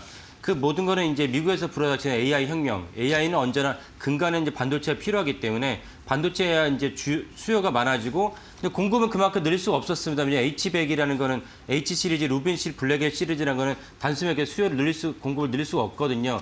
그러다 보니까 반도체에서 엄청난 이제 그 광풍이 생겼는데 그 광풍이 옆으로 범용 반도체까지 영향을 끼치면서 저희가 몇 번 말씀드렸지만 작년에 9월달 같은 경우부터 12월까지로 추산을 하면은 반도체 가격이 범용 반도체 가격이 무려 3배 이상 올랐습니다. 그래서 올해 이제 좀 있으면 이제 이번 주에 이제 SK하이닉스, 삼성전자의 이제 4분기 잠정 실적이 나오는데 4분기 잠정 실적에서 SK하이닉스의 영업이익이 17조쯤 예상이 됩니다. 엄청난 수치입니다. 그 때문에 우리나라의 증시도 같이 올랐다. 그래서 올해도 사실 반도체가 한국 증시의 견인할 가능성이 높다. 이렇게 보시면 되겠습니다. 말씀하신 것처럼 정말 AI 광풍이 불어오고 있는데요. 중국의 엔비디아에 H200 200만 개 이상을 주문했다고요? 상당한 수치네요. 예, 엄청난 수치이고요. 여기에 대해서 사실은 당연히 엔비디아 CEO인 젠슨항은 중국에다가 이제 반도체를 다 공급하고 싶었는데 거기다서 반발도 많았습니다. 그 미국 정계나 그 행정부 일부에 반발을 많이 했는데 그거를 다 무릅쓰고 이제 결국 H200을 갖다가 중국에 공급하게 됐다. 그랬더니 또 다른 어떤 뉴스가 나왔냐면은 중국 기업들이 사실 반도체를 별로 구매하지 않을 것이다 이런 뉴스도 있었고 시진핑 주석이 그 반도체에 대한 공급을 꺼려한다 하지 말라라는 뉴스도 있었지만 그 모든 것은 실제로 아까 오늘 처음 말씀드린 반도체 광풍, AI 광풍을 갖다가 사실은 폄하하는 잘못된 인식이다. 시진핑 주석도 AI 광풍과 AI에 대한 폭발적인 성장과 임팩트를 해서 인지하고 있어요. 인지하고 있기 때문에 사실은 가급적이면 이제 H200을 받고 싶어 하고 물론 이제 제일 좋은 거는 이제 블랙웰 시리즈 받고 싶어 하는데 그거는 이제 트럼프 대통령이 금지하니까 블랙웰보다는 하위 버전인 H200이라도 받았으면 좋겠다라고 이제 그런 인식을 하고 있고 인식에 대한 여파로 오늘 처음에 말씀드린 H200에서 200만 개를 주문했는데 근데 정작 그 갖고 있는 재고는 70만 개밖에 없으니까 TSMC에 요청을 해서 올해 2분기, 벌써 26년이니까요. 올해 2분기부터는 생산이 가능하다라는 것이 로이터의 단독 보도입니다. 근데 여기서 우리가 주목할 점은 무엇이냐면 TSMC가 사실은 이제 그 7나노 이하의 파운드리 분야에서 세계 독점 기업입니다. 그러니까 TSMC 영업이익률이 60%가 되는 것인데 그 독점 기업이라는 건 무엇이냐? 영업이익 60% 된다는 게 무슨 뜻이냐? 곳곳에서 TSMC 요청을 많이 했어요. 퀄컴도 요청하고 애플도 요청하고 그러니까 다시 슬롯이 다 꽉 찼어요. 반도체 공장 증설이 다 꽉 찬데도 불구하고 엔비디아 요청을 TSMC가 받아줬다는 이게 무엇이냐? 그만큼 양사가 우호적이라고 볼 수도 있고 그만큼 엔비디아는 TSMC가 야 원래 슬롯이 공장 증설이 꽉 찼는데 너네한테 할당할 물량이 없어. 그러면은 우리한테 더 많은 돈을 지불해야지 그 지불한 돈을 우리가 명분으로 삼아서 기존의 고객들을 설득할 수 있어. 이런 얘기가 있었다는 것입니다. 그래서 사실은 엔비디아가 그런 요청을 갖다 수용을 했고 TSMC가 그런 맥락에서 2분기부터 반도체 증설의 일부를 갖다가 엔비디아에다 할당을 했다. 이런 맥락이기 때문에 그만큼 TSMC랑 엔비디아가 우호적이면서 그만큼 또한 무엇이 할 수 있냐. 영업이익이 되게 높다라는 것을 우리가 동시에 알 수 있는 대목입니다. 네, 말씀하신 것처럼 이제 부족한 수량이 그러면 약 130만 개가 되는 건데 추가 생산은 불가피하겠네요. 예, 추가 생산이 불가피하고 오늘의 이 주제에 대해서 중요한 점이 무엇이냐? 그렇다면 엔비디아의 주가도 올라갈 것이다라는 것이 중요한 주제인 동시에 그 우리나라 기업들이 누가 이게 수혜를 받는 것이냐라고 따져봐야 되는데 기억하시는 분도 많이 계시겠지만 엔비디아의 H200에 필요한 게 짝이 되는 이제 메모리가 다 HBM인데 HBM의 H200까지는 고스란히 다 삼성전자 납품을 하지 못했고 SK하이닉스가 90% 정도, 최소 90% 정도고 그럼 최대 10% 누가 가져가느냐? 마이크론이 가져갔습니다. 그러니까 마이크론 최대 10%인 건지 실제로 마이크론 10% 차지하는지 좀 불분명합니다. 그래서 전체적으로 이번 그 수혜에 대한 공급에 대한 추가로 납품하게 대한 수혜는 오직 SK하이닉스가 오로지 수혜를 입게 됐다. 이 점이 좀 중요하다 하겠습니다. 네, 또 국내 투자자분들 입장에서는 굉장히 중요한 이슈일 것 같고요. 또 트럼프 정부가 H200 중국 판매를 승인을 했는데 25%를 정부에 납부를 하라고 했다고요? 예. 그래서 재미있는 점이 무엇이냐면 트럼프 대통령과 시진핑 주석 사이 미국과 중국 사이 엄청난 무역 분쟁이 발발하지 않았습니까? 무역 분쟁이 발발하니까 트럼프 대통령이 일단 관세를 때렸고 거기에 대해서 이제 중국도 같이 보복 관세를 때렸지만 마지막으로 결국 합의가 됐습니다. 얼마 전에 그 작년 11월에 끝난 APEC 정상회담에서 미중 정상회담이 부산에서 만나서 이제 합의를 최종 도장을 찍었죠. 도장을 찍었는데 결국 트럼프 대통령이 원하는 방식 다 끝났어요. 끝냈는데 결국 시진핑 주석은 왜 그걸 다 들어줬느냐? 시진핑 주석은 한편으로는 내가 그 엔비디아 칩을 받을 수 있도록 해줬기 때문에 끝난 것입니다. 그래서 틱톡도 뺏기고 여전히 이제 관세도 높지만 그럼에도 불구하고 시진핑 주석은 엔비디아의 칩을 납품받는 조건으로 이 조건을 갖다가 다 관세 협정을 마무리했다. 그만큼 H200, 엔비디아 칩이 중요하다. 전략 자산이라는 것을 알 수가 있습니다. 이 점도 우리나라 정부나 우리나라 국민들 다 이해를 해야 됩니다. 뭘 이해되냐? 반도체가 그만큼 전략 자산이다. 그래서 예전에 기억하시는 분도 계시겠지만 그때 이제 그 사드 사태 때문에 우리나라 현대차 완전 중국에서 폭망했죠. 근데 우리는 거기서 보복을 할 수 없었어요. 보복하지 않았어요. 우리는 보복할 수 없는 것을 인식을 했지만 동일하게 우리도 중국에 있는 우리나라 하이닉스, 삼성전자 공장, 반도체 공장을 생산 안 해버리면 돼요. 그러면 되는데 우리는 거기서 전혀 조치를 취하지 않았다. 이번 일을 계기로 반도체가 그만큼 중요한 무기고 전략 자산이다. 그래서 우리나라도 중과 협상할 때 그런 어떤 지렛대를 삼으면 되고 트럼프 대통령 동시에 또한 이 H200을 갖다가 판매를 승인하면서 판매를 20% 징수가 되니까 미국 고가를 갖다 정부의 고가를 채울 수 있는 그런 어떤 실력도 거뒀다. 이 정도 사실 재미있는 대목이라 하겠습니다.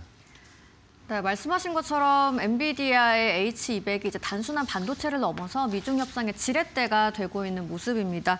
뭐 AI 수요, 반도체 공급망, 또 정치 변수까지 더해지고 있다 보니까 이 반도체 시장 더 입체적으로 오래 살펴볼 필요가 있겠습니다.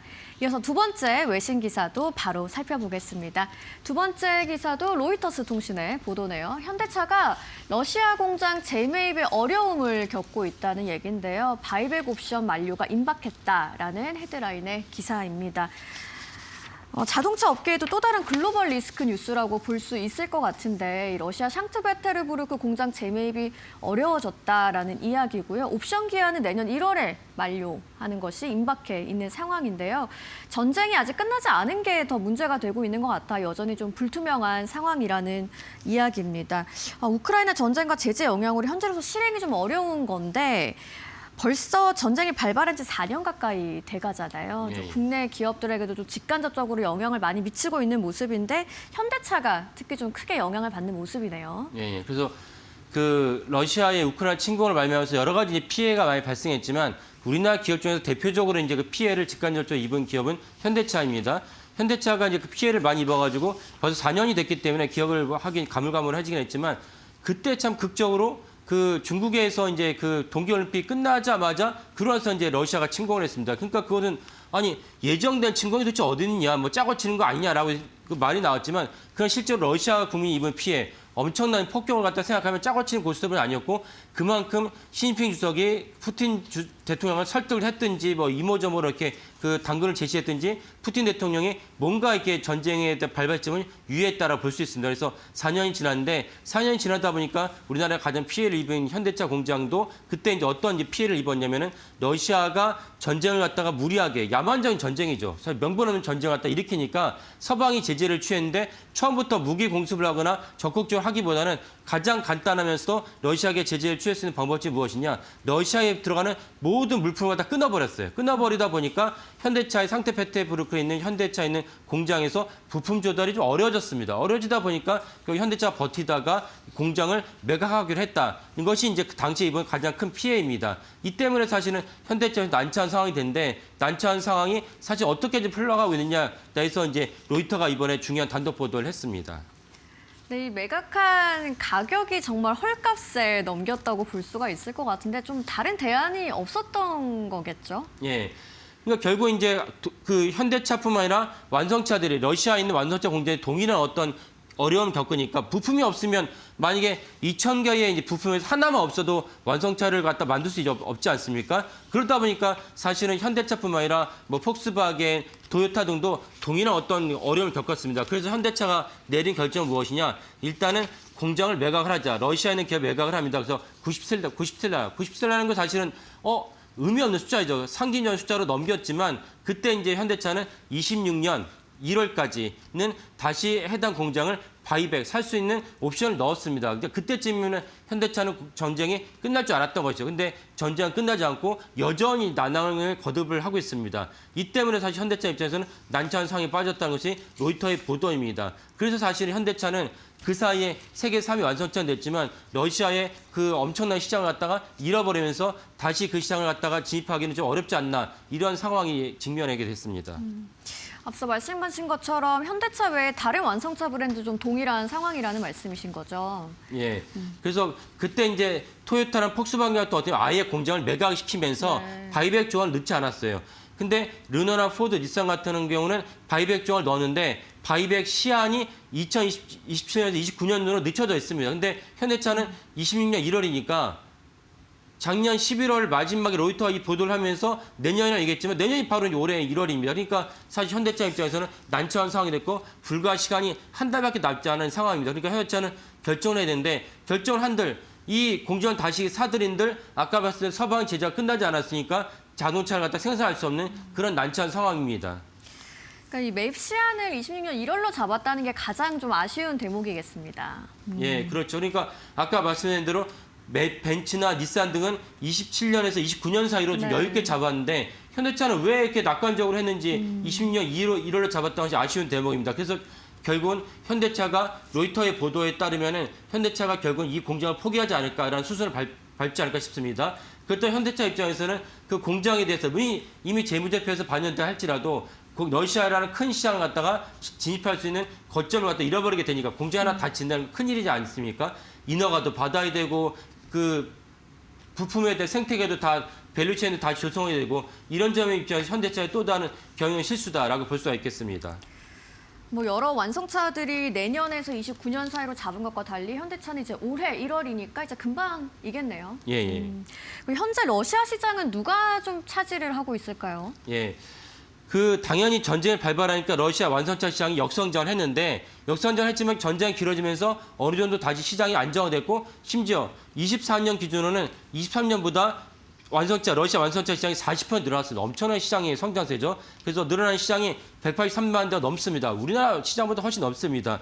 이 넓어진 완성차 시장을 아까 말한 서방의 모든 완성차들이 이제 나왔기 때문에 누가 차지했느냐? 러시아 현지 기업들, 그다음에 중국 기업들이 대부분 차지했습니다. 이 차지하게 된 배경을 보면은 러시아 정부가 엄청난 보조금을 부었고 중국 기업들은 중국 자체의 어떤 부품 조달을 하면서 이 난관을 헤쳐나가게 됐습니다. 이 때문에 사실은 러시아의 무력 야만스러운 그 전쟁 침공을 말면서 현대차 피해를 입었는데 그 수혜가 누구냐? 중국차 입었다 이렇게 볼 수가 있습니다. 그래서 중국과 러시아는 엄청난 이제 밀월 관계를 보이고 있는데 이 점이 사실은 또 우리가 볼 수 있는 중요한 대목이라 하겠습니다. 그래서 현대차는 200만 대가 육박하는 이 러시아 시장에서 처음에 전쟁의 발발의 전까지는 20% 넘게 있는 시장 점유를 갖고 있었으니까 현대차 입장에서는 시장 점유를 놓친 동시에 그 엄청난 자원을 투여한 러시아 공장을 매각할 수밖에 없는 그런 난처한 상황이다. 이런 것이 아쉬운 대목이라 하겠습니다. 네, 현대차의 이번 러시아 공장 이슈는 지정학적 리스크와 직결이 돼 있는데 문제는 전쟁이 아직 끝나지 않았다는 점이겠죠. 이 전쟁과 제재가 글로벌 기업 전략에 어떤 영향을 미칠지 앞으로 좀 지켜봐야겠습니다. 히든글로벌 오늘도 조호진 타키온 대표님과 함께했습니다. 고맙습니다. 네, 감사합니다.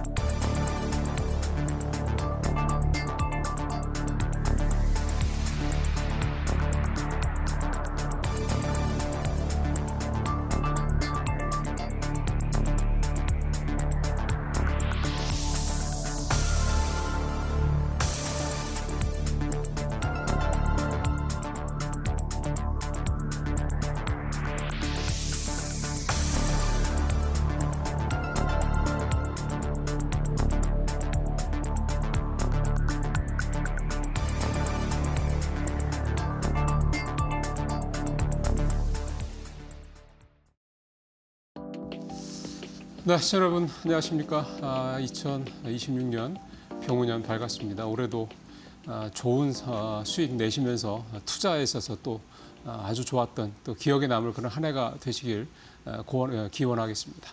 자, 오늘도 이데일리 신문에 나온 주요 내용들 중 여러분들께서 좀 관심을 가지실 법한 내용들을 주워 모아봤습니다. 첫 번째, 1월 효과에 대한 기사를 오늘 첫 탑뉴스로 가져왔습니다. 제목을 보시면 10년간 6번 올랐다. 코스피 1월 랠리 기대. 예, 60% 확률이니까 낮은 건 아닙니다. 분명히 50% 넘었으니까요. 이 그래프 보시면은 이렇게만 놓고 보면 정말 롤러코스터죠. 한 해 오르고 한 해 떨어지고 한 해 오르고 한 해 떨어지고 뭐 등등등 이런 식이니까 사실 이렇게만 놓고 보면 서학개미들 마음 충분히 이해하죠. 어찌 보면 서학개미들이 현명한 걸 수도 있습니다. 이렇게 매년 오르내림을 반복하는 시장에 마음 편하게 투자를 하는 건 어렵죠. 이게 뭐 하루 이틀 단위로 이렇게 거래가 움직이는 게 아니라 연 단위로 이렇게 움직인다고 그러면 소위 말해서 뭐 그냥 넣어놓고 몇 년 기다리는 이른바 장기 투자를 한다는 건 참 어려운 일입니다. 그에 반면에 이제 미국 종목들 보면 우상향하는 종목들이 많죠. 네. 그래서 이제 이런 부분들이 좀 바뀌어야지 이렇게 이제 한 10년짜리 데이터를 보더라도 꾸준히 우상향하는 그래프가 나와야지 이제 한국 증시에 코스피 같은 코스닥 같은 한국 증시에 이제 우리 투자자들이 안심하고 투자를 할 수 있을 겁니다. 이제 그렇게 되는 원년이 지난해가 되고 올해 2016년부터는 여기서 다시 꺾어 내려가는 게 아니라 다시 위로 올라가는 이제 그런 해가 돼야 될 건데요. 1월 효과, 이른바 뭐 연초 랠리 이거에 대한 기대감을 이제 갖는 이유는 첫 번째는 이제 매년 왜 연말 되면은 이제 코스닥 시장에서 50억 요 뭐 약간 그 좀 많이 주식을 갖고 계신 분들은 배당 문제 때문에 이 세금 문제 때문에 주식을 대부분 많이 팔죠. 그 기준 이하로 떨어뜨려야 되니까. 그러고 난 다음에 그분들이 대부분 또 다시 삽니다. 그게 이제 1월 랠리의 첫 번째 이제 기대감이 되고 두 번째는 이제 지난해 내내 계속되었던 정책 수요에 대한 기대감. 이게 되겠죠. 올해도 역시 올해는 특히나 이제 5천을 목전에 두고 있는 상황이기 때문에 정부에서 5천 돌파를 위해서 또 여러 가지 긍정적인 시장에 어떤 조치들을 취할 거라고 봅니다. 세 번째는 연말에 이제 보너스 받으신 분들 또 연초에 보너스 받는 분들 이런 분들이 이제 보통 이제 그 돈은 투자를 많이들 하신다고 그러더라고요. 그래서 그런 부분들, 그러니까 소위 말하는 이제 수급적인 측면에서 돈이 들어올 수 있는 여지가 또 있다 이런 얘기도 좀 하고 있겠고. 또 이제 이번 주에 다음 주가 되겠네요. 이번 주 이제 오늘이 하루니까 다음 주에 삼성전자 4분기 잠정 실적 발표 있죠. 그걸 기점으로 해서 지금 뭐 얘기가 뭐 엄청난 금액이 좀 예상이 되고 있습니다. 뭐 16조 이런 금액이 아니라 2자가 앞에 붙을 수 있다 이런 얘기까지 좀 나오고 있는 상황이기 때문에 컨센서스까지는 아닙니다만 일부 그런 얘기들이 좀 나오고 있거든요. 그래서 그런 걸 감안하면 삼성전자의 잠정 실적 발표를 기점으로 해서 또 AI 반도체 랠리가 국내에서도 나타날 수 있다 이런 기대감 나오고 있는 뭐 등등등 긍정적인 일들도 많고요. 부정적인 부분들 좀 신중한 얘기도 당연히 있죠. 신중한 입장은 사실은 새로운 건 없습니다. AI 고점에 대한 이런 우려 여전하다라는 거. 이게 사실은 연말에 미국 증시 우리는 쉬고 있는 30일, 31일 이틀 연속 미국 증시가 떨어졌는데 30일보다 30일이 더 떨어졌습니다. 특히 31일은 낙폭이 제법 있는 그런 하루였거든요. 근데 또 뭐 특별히 악재가 있었던 건 아니고요. 그냥 이제 많이 올랐다 보니까 좀 부담스럽고 내년이 뭐 잘 될 수도 있지만 또 안 될 수도 있다라는 이런 우려. 그 기저에 깔린 거는 역시 AI에 대한 이 AI 고점론, AI 수익성 논란 이 부분이 좀 자리 잡고 있다 보니까 미국에서도 뉴욕 증시에서도 소위 말하는 주도 섹터가 조금 이제 약간 확실하지 않다라는 점 이런 점들이 작용하지 않았냐 이렇게 좀 볼 수가 있겠고 그런 점들이 우리 시장에도 영향을 미칠 수 있다 이렇게 좀 볼 수가 있겠습니다. 이제 그거를 이를테면 이제 반도체, 이 메모리 쪽의 초 슈퍼 사이클 이거를 갖고 있는 이제 국내 시장, 특히 삼성전자, SK하이닉스 이 반도체 중심으로 과연 극복을 할 수 있을 것이냐, 그거가 이제 이번 1월 효과가 있을 것이냐 없을 것이냐를 가름하는 최대 변수가 되겠다 이렇게 볼 수가 있겠습니다. 자, 장이 이렇게 좋으니까요. 뭐 작년에 시총이 많이 늘어났던 종목들 상당히 좀 많습니다. 보통 한 1조 정도 되면 이제 조금 이제 사이즈가 좀 자리를 잡았다.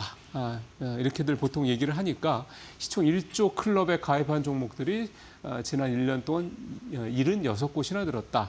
사실 뭐 대부분은 코스피이긴 합니다만 코스닥도 좀 일부 종목이 좀 있었고요.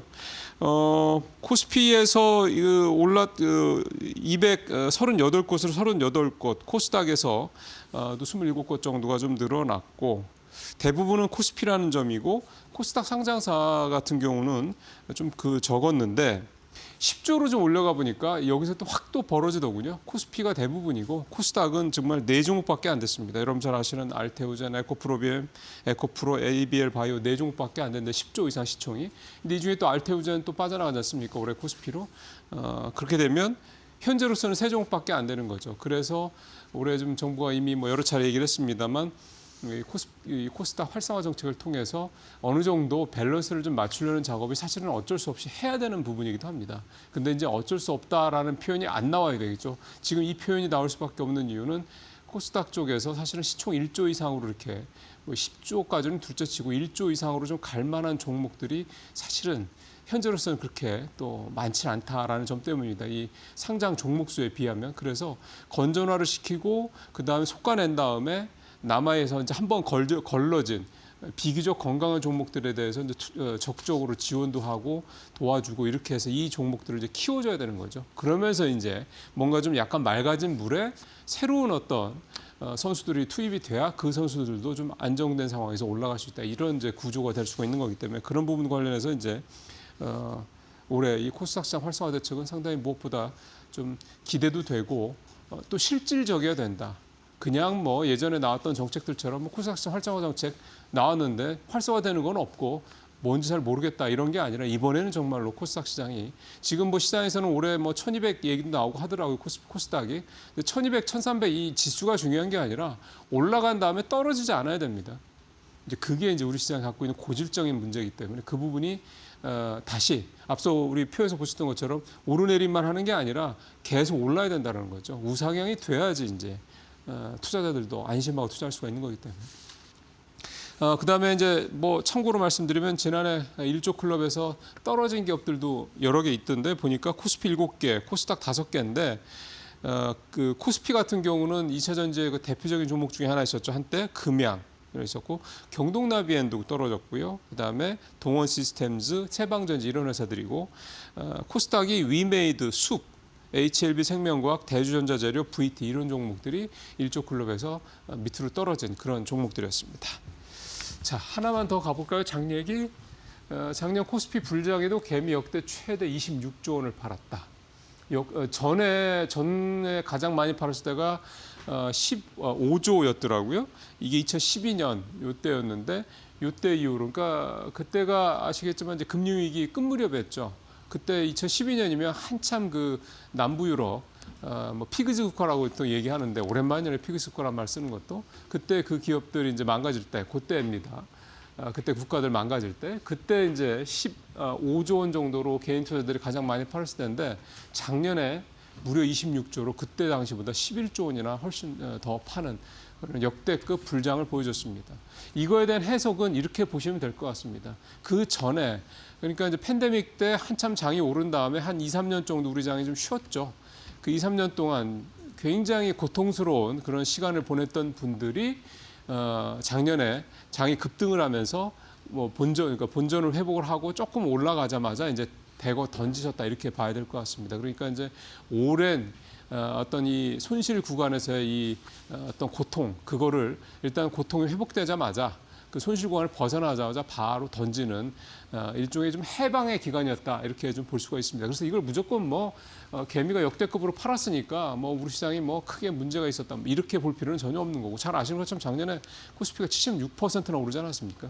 그러니까 개인 투자들은 사실은 오랜 고통에서 해방되는 해방의 기간이었다 이렇게 볼 수가 있겠고 중요한 건 이제 올해부터죠. 아시겠지만 수급이라는 게 빠져나가면 나중에 결국 들어오는 거 아니겠습니까? 그럼 작년에는 외인과 기관 주도로 우리 시장이 이렇게까지 올라왔다 치면 올해는 이제 개인 투자들이 이제 국장으로 이제 한번 베팅을 할 수 있는 그런 이제 시점도 됐다 이렇게 또 해석을 해볼 수가 있기 때문에요. 작년에 26조 팔았다라는 걸 무조건 부정적으로 보실 필요는 없다는 생각이 들고 올해 이제 장이 작년처럼 이렇게 70% 뭐 그다음에 코스닥이 36% 올랐던데 이렇게 오르기는 어렵겠죠. 하지만 올해도 작년처럼 그런 어떤 상승장이 나타날 가능성이 높다라는 점을 감안을 하면 지금 뭐 대부분 전망 컨센서스가 그렇습니다. 그렇다고 하면 올해 개인 투자들은 이제 국장에서 수익을 좀 낼 수 있는 그런 좋은 기회가 되지 않겠느냐 그런 기대를 좀 가져봅니다. 그래서 오늘 이 내용은 너무 제목 이거에 매몰되실 필요는 없겠다 이런 생각이 좀 듭니다. 자 마지막으로 우리는 이제 환율 얘기는 해야죠. 원달러율 새해엔 좀 나아질까? 달러와 약세 전망. 자, 표 한번 보시죠. 이게 이제 작년에 이 달러 가치가 떨어진 걸 나타내는 표인데 많이 떨어졌죠. 그러다 보니까 뭐 원달러율이 올해는 좀 작년마다는 좀 떨어지지 않겠냐 이런 기대감이 분명히 좀 있습니다. 또 제목에서 보시는 것처럼 좀 달러화가 작년도 좀 하락을 했는데 올해는 더 떨어질 수 있을 거라는 그런 기대감을 날 만한 그런 주변 여건도 좀 있고 일단 연준이 기준금리를 뭐 지금 최소 2번 정도 얘기가 나오는데 3번 이상 3번 정도 이렇게 내릴 가능성도 있다라는 얘기도 좀 최근에 좀 나오는 걸 보면 어쨌든 달러 가치가 좀 떨어질 만한 여지는 분명히 있다 이렇게 좀 볼 수가 있을 것 같고요. 글로벌 투자 그다음에 지금 그 전망들 연말에 나온 걸 좀 보더라도 이 유로화가 달러 대비 강세를 보이는 등등해서 하여간 달러화 가치가 좀 떨어질 가능성에 대한 기대감들은 좀 높은 그런 컨센서스가 있습니다. 다만 이게 항상 그 연말 연초에 예상대로만 가지는 않는 것 같습니다. 지난 9년간 시장 컨센서스가 달러 약세를 좀 예측을 했었는데 실제로 6년 동안은 오히려 달러가 더 올랐다고 그럽니다. 그러니까 이렇게 된다고 보면 달러 가치의 방향성은 아직 섣불리 예측할 수 있는 상황은 아닌 것 같고요. 그래서 이 기사에서도 내용을 보면 연준 의장이 누가 되느냐가 가장 큰 변수다 이렇게 얘기를 하고 있습니다. 지난달에 트럼프 대통령이 1월에 연준 의장 지명을 할 거다 이렇게 얘기를 했거든요. 누가 될지는 아직 모르겠습니다만 누가 됐든 간에 트럼프 대통령의 심기에 딱 맞는 사람이 된다 그러면 지금 시장에서 예상하는 것 정도 이상의 금리 인하가 있을 수도 있다. 이렇게 예상을 좀 해볼 수가 있겠습니다. 마치겠습니다.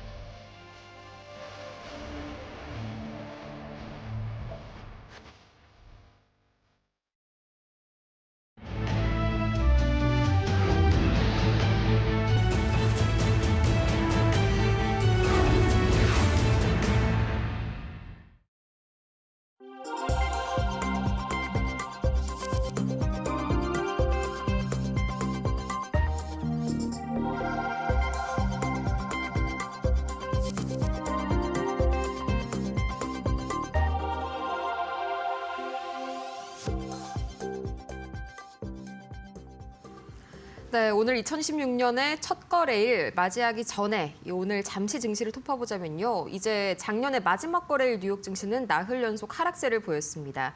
과연 이렇게 산타랠리가 완전히 무산된 상황에서 1월 효과를 위한 어떤 반등 구간으로 좀 해석을 해야 할지 이분 모시고 이야기 자세하게 나눠볼게요. 이영훈 IM증권 서울금융센터 이사 옆에 나와 계십니다. 어서 오세요. 네, 안녕하십니까. 네, 좀 전에 제가 말씀드린 대로 이 산타랠리는 사실상 이제 좀 무산이 된 그런 상황이죠. 이렇게 좀 유독 작년 연말이 약세장이었던 이유, 단순히 많이 오른 데 따른 차익 실현 정도로 해석해도 괜찮을까요? 연말 되면은 이제 산타랠리 기대감 때문에 이제 반등을 주기는 하는데, 네. 그게 또 반드시 산타랠리가 있다라고 얘기할 수도 없잖아요. 그쵸. 그러니까 그 확률적으로 봤을 때 50% 확률을 가지고 항상 우리가 기대감을 갖는 거는 크리스마스에 대한 어떤 그 분위기 네. 이런 게 이제 증시에도 이어지길 바라는 마음 이런 것들이 작용을 하는 것 같고. 네. 작년 연말 이제 연속으로 한 4일 정도 빠진 거는 작년에 사실 또 이제 지수가 뭐 미국 증시가 엄청 오른 건 아니지만은 네. 전반적으로 그 전년도부터 시작해서 미국 증시는 계속해서 굉장히 강세를 보여왔었기 때문에 많이 올랐다라는 그런 부담감, 특히나 이제 M7으로 대변되는 회사들이 주가 수준 자체가 바닥권에 있는 게 아니라 지금 고공권을 계속 유지하고 있기 때문에 그 부담에 대한 부분들이 연말되면서 뭐 이런저런 노이즈들이 조금씩 나오기 시작하니까 차익 실현 매물이 좀 나왔던 걸로 보셔야 될 것 같아요. 네, 계속해서 좀 워낙 지금까지 뭐 S&P 500 같은 경우에는 뭐 거의 3개년 연속 20%에 가까운 그런 상승세를 시현해 왔었죠. 거기에 따른 부담감이 연말에 좀 가중이 되지 않았나 싶습니다. 이제 이어서 또 차례대로 보자면은 본격적인 1월 이벤트들 가장 큰 게 아무래도 이제 1월 8일 삼성전자의 실적 발표가 아닐까 싶은데 우선은 뭐 2026년에 반도체 영업이익률 전망치가 뭐 유례 없이 30%를 상회하는 그런 모습이죠. 아직까지 좀 이제 메모리 3사 쪽의 캐파 증설 계획을 보면은 이 레거시 쇼티지가 금방 풀릴 것 같지는 않은데 앞으로도 좀 주가가 선반영보다는 더 많이 오를 여지가 있다. 이렇게 해석하는 게 맞을까요? 우선 저 개인적인 생각은 우선 지금 당장에 주가를 고민할 필요는 없을 것 같습니다. 네. 우선 이 말씀을 드리는 거는 말씀하신 것처럼 레거시 부문 쪽에 대한 투자에 대한 것이 3, 4공이 좀 보수적이에요. 여전히 네. HBM 쪽으로 집중을 그쵸? 하고 있고요. 그러다 보니까 지금 이 부분에 대한 것들이 또 HBM으로 집중이 되게 되면은 결국 웨이퍼 투입량 자체 대비해서 아웃풋이 적게 되기 때문에 레거시 쪽에 대한 쇼티지가 금방 해결될 가능성은 제한적이라고 저는 보고 생각하고 있고요. 네. 물론 이게 이제 그 3사 중에 어느 누가 갑자기 생각을 바꾼다든지 3사기 때문에 이제 그 부담은 있거든요. 그래서 그런 어떤 변화의 조짐이 나타난다면 모르겠지만 지금 당장의 흐름으로 봐가지고 네. 이게 급격히 변동을 보이거나 그럴 것 같지는 않습니다. 네, 그러면 이제 이어서 이 1월 휴가라는 단어가 있지 않습니까? 이제 본격적으로 1월 휴가를 앞두고 나서 이런 말도 있더라고요. 1월 주식시장이 한 해 약간 바로미터 같은 그런 격이다. 그러니까 1월의 등락률이 한 해의 수익률을 좀 결정한다. 이런 말도 있던데 여기에 대해서는 좀 어떻게 보실까요? 데이터를 좀 길게 보게 되면은 큰 의미는 없어 보이는데 네. 최근 5년간을 놓고 보면은 코스피 같은 경우는 맞았습니다. 아, 코스피요. 최근 코스닥은 좀 달랐나요? 5년만 코스닥은 제가 확인을 안 했지만 네. 코스피 같은 경우는 최근 5년만 놓고 보면은 1월 상승했을 경우에는 그 흐름이 연말에도 이어지는 그림.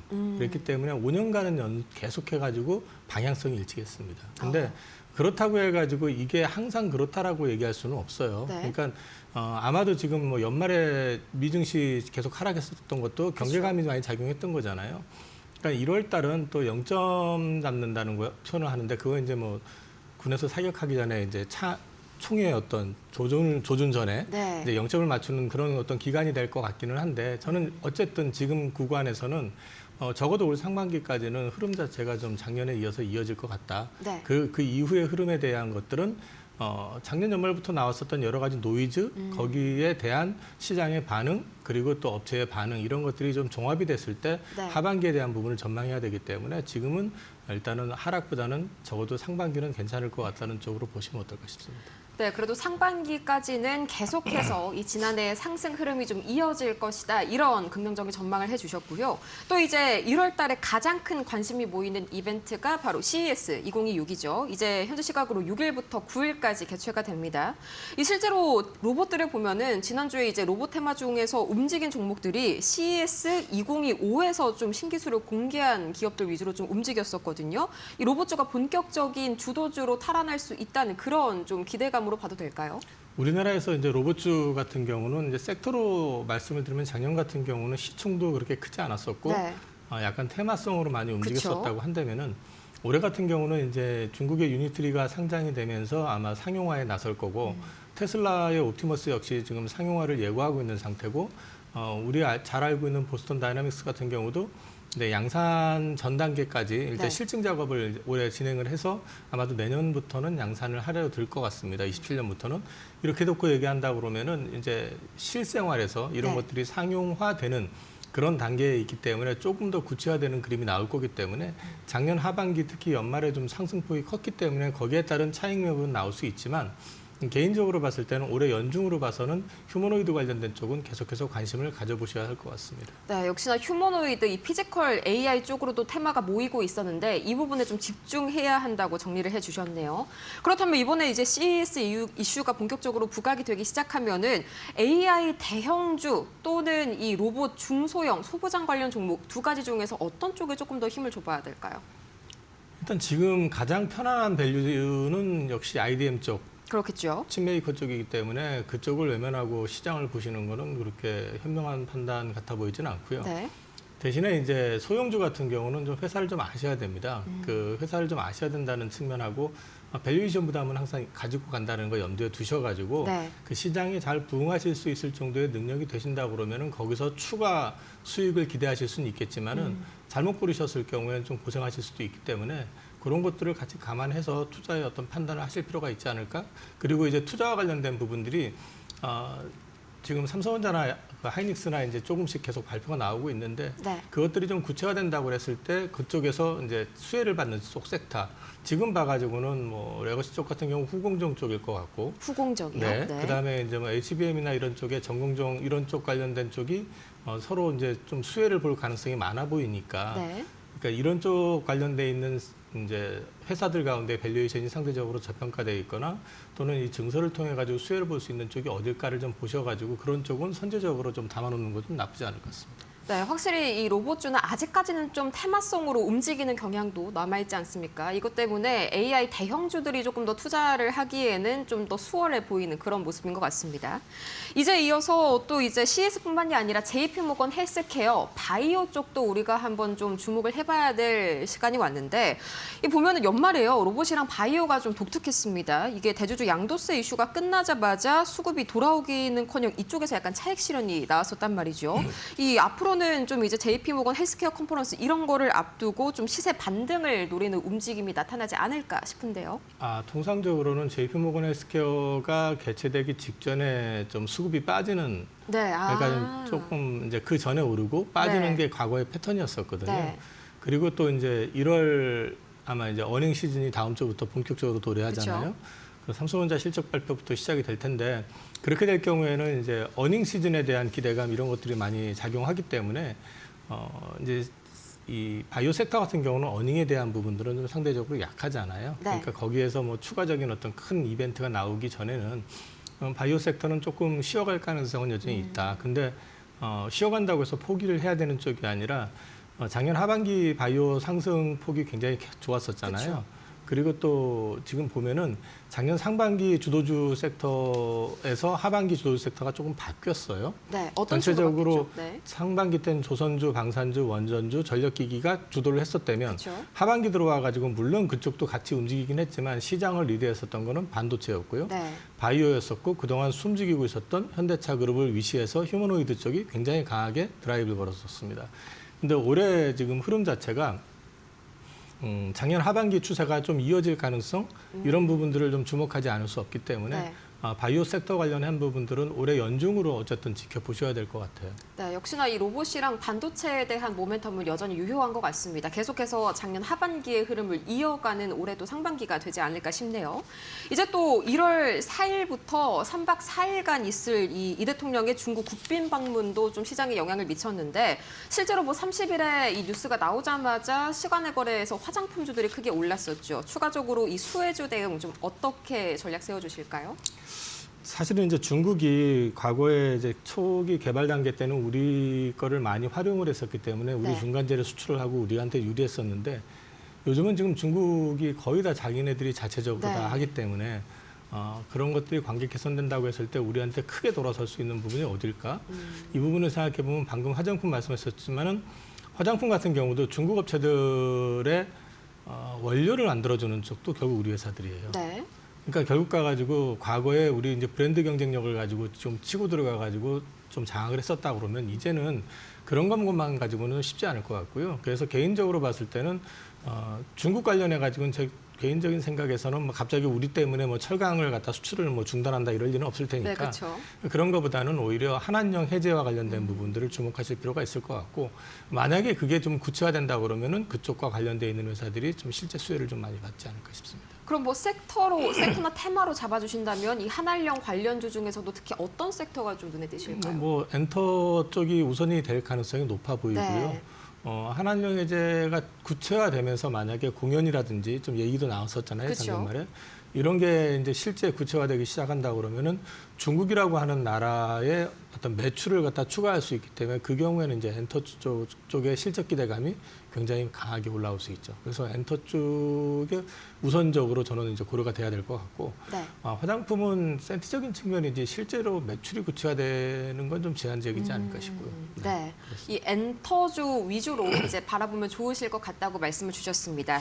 이제 또 1월 달 하면은 아무래도 대형주보다는 좀 중소형주가 강하다 이런 인식이 있는데 사실 지난 12월에 세워주신 전략이 전다쿠피거든요. 그게 네. 이제 코스피를 바라봐야 되는 이유가 1월 달에 코스피의 이 활황을 위해서 모아가야 된다 이런 논리였는데 아직까지도 좀 그 관점이 유효할지 궁금하네요. 이제 어닝 시즌 시작이니까 네. 앞서도 제가 이제 그 연장선에서 말씀을 드린 건데 네. JP모건 헬스케어나 이런 것들은 어닝하고는 무관하잖아요. 그쵸. 일종의 이제 굉장히 큰 행사인데 그 행사 자체보다는 일단 어닝에 집중될 가능성이 높다라는 게 개인적인 생각이기 때문에 적어도 1월 또는 2월 어느 시점까지는 어닝 쪽으로 해가지고 역대급 실적이 지금 예고된 상태라고 한다면은 네. 그쪽과 관련되어 있는 어떤 흐름이 좀 이어질 가능성이 많다고 보여지고 상대적으로 이제 코스닥 쪽의 중소형주 또는 이제 코스닥 기업들 같은 경우는 어닝보다는 어떤 모멘텀 투자라고 놓고 본다고 그러면은 어닝 시즌에 좀 쉬어가다가 어닝 시즌 막판이나 뭐 이럴 때 다시 수급이 좀 들어오는 그런 그림이 나오지 않을까 싶습니다. 네. 그러면 이제 섹터별로 1월 전략을 좀 구체적으로 세워볼 텐데 바이오 아까도 좀 이야기가 나왔었지만 작년에는 좀 이제 비만 섹터가 지배적이지 않습니까? 근데 올해 들어서는 약간은 좀 관련 테마들이 주도 테마가 변화될 수 있다 이런 이야기가 있던데요. 저는 뭐 작년에 워낙에 비만이 핫했기 때문에 네. 올해 뭐 비만이 된다 안 된다 이런 측면보다는 이제 상승폭이 너무 이제 워낙에 컸었기 때문에 우리나라에서 특히 뭐 우리나라 회사 중에서 비만 약 자체를 갖다 개발하는 회사도 있지만 그거보다는 주로 이제 플랫폼 기업들이 많이 올라갔죠. 그렇게 해놓고 이제 말씀을 드린다 그러면 올해는 그거보다는 작년 하반기에 이제 주로 상장이 됐었던 쪽이 ADC 쪽과 관련돼 있는 그쵸? 쪽 네. 이런 쪽이 많이 상장이 됐었다라는 측면에서 말씀을 드린다 그러면 올해는 ADC라든지 또는 이제 뇌질환 치료제와 관련돼 가지고 계속해 가지고 부각이 되고 있는 측면이 있기 때문에 네. 뇌질환 쪽 이런 쪽 같은 쪽이 이제 상대적으로는 좀 더 주목을 받고 특히 네. 올해 AI의 확산 가능성 얘기들 나오잖아요. 그렇죠, 그렇죠. 과거에 뭐 초기에도 AI 관련 의료 회사들이 이제 상장이 됐었다가 재미를 보질 못했지만은 상장하고 나서 실제로 근데 이제 아마 올해는 AI 기업들 가운데서도 좀 구체화되는 기업들이 좀 나오지 않을까. 또 뭐 작년 하반기에 상장되는 기업들도 상당히 괜찮은 기업들도 많이 된 것 같고요. 네. 그다음에 이어서 이제 휴머노이드 쪽의 이슈를 좀 1월 달 흐름을 자세하게 보고자 하는데 보니까 이제 조정을 좀 받지 않았습니까? 이 12월 말 들어가지고요. 실제로 이제 로봇 섹터 중에서 좀 끝물 무렵이다 싶은 종목들이 이제 고개를 드는 모습이 나왔는데 뭐 단기간 1월 동안은 휴머노이드 쪽 쉬어간다고 봐도 무방할까요? 뭐 쉬어갈 수도 있다고 봅니다. 일단은 네. 실적 자체가 아주 서프라이즈하지는 않을 거기 때문에 쉬어갈 수는 있다고 보지만은 그 연중으로 놓고 말씀을 드리면 어찌됐든 간에 작년과는 다르게 올해는 우리나라에서 주요 기업들 특히 현대차그룹이나 삼성그룹 쪽에서 휴머노이드 사업을 구체화하면서 네. 실체를 드러낼 가능성이 높기 때문에 그쪽과 관련되어 있는 회사들에 대한 관심은 여전히 유효하다고 보고 있고요. 특히 뭐 현대차그룹 같은 경우는 이제 현대차그룹뿐만 아니라 그 부품사들이 주로 이제 그 로봇 부품과 또 연결이 될 테니까 네. 그런 쪽 관련되는 회사들까지 확산을 시켜서 보신다 그러면은 뭐 휴머노이드 쪽이 전혀 근거가 없는 쪽이 아니라 이제 매출이 구체화되면서 실체가 보이는 그런 한 해가 될 거라고 저는 보고 있기 때문에 관심은 여전히 유효하다고 말씀드릴 수 있을 것 같아요. 네, 여전히 유효하다라고 좀 관심 섹터에 계속해서 둬야 한다고 말씀을 주셨습니다. 이제 또 우주항공이 마지막 거래일에 좀 상당히 부각을 받았었는데 아직까지 저는 좀 국장에 있어서 테마성 성격이 좀 강하다고 보거든요. 여기에 있어서는 좀 펀더멘털이 바뀐 걸까요? 좀 그 딜레마인데요. 이제 네. 이것도 마찬가지입니다. 휴머노이드가 작년 내내 사실 실체 또는 구체화되는 그런 그림보다는 미장이나 중국에서 휴머노이드가 집중이 되면 올랐었던 그림이지만 이제 본격적인 어떤 그림은 이제 삼성하고 현대차그룹이 하반기부터 특히 이제 연말경부터 이제 그런 실체를 드러내기 시작했잖아요. 네. 비슷한 맥락으로 보신다 그러면 우주항공 같은 경우도 결국은 미국의 스페이스 X라고 하는 회사의 상장 이슈가 부각이 되면서 움직이기 시작하는 건데 네. 국내 이제 중소형 기업사들 물론 연결이 되겠지만 그건 밸류에 대한 부분하고 여러 가지 생각하셔가지고 각자 고민을 좀 해보셔야 될 부분이 있을 것 같은데 네. 우리나라도 지금 이제 달 궤도선 그다음에 달 착륙선 관련된 구체적인 플랜을 갖다가 제시를 했습니다.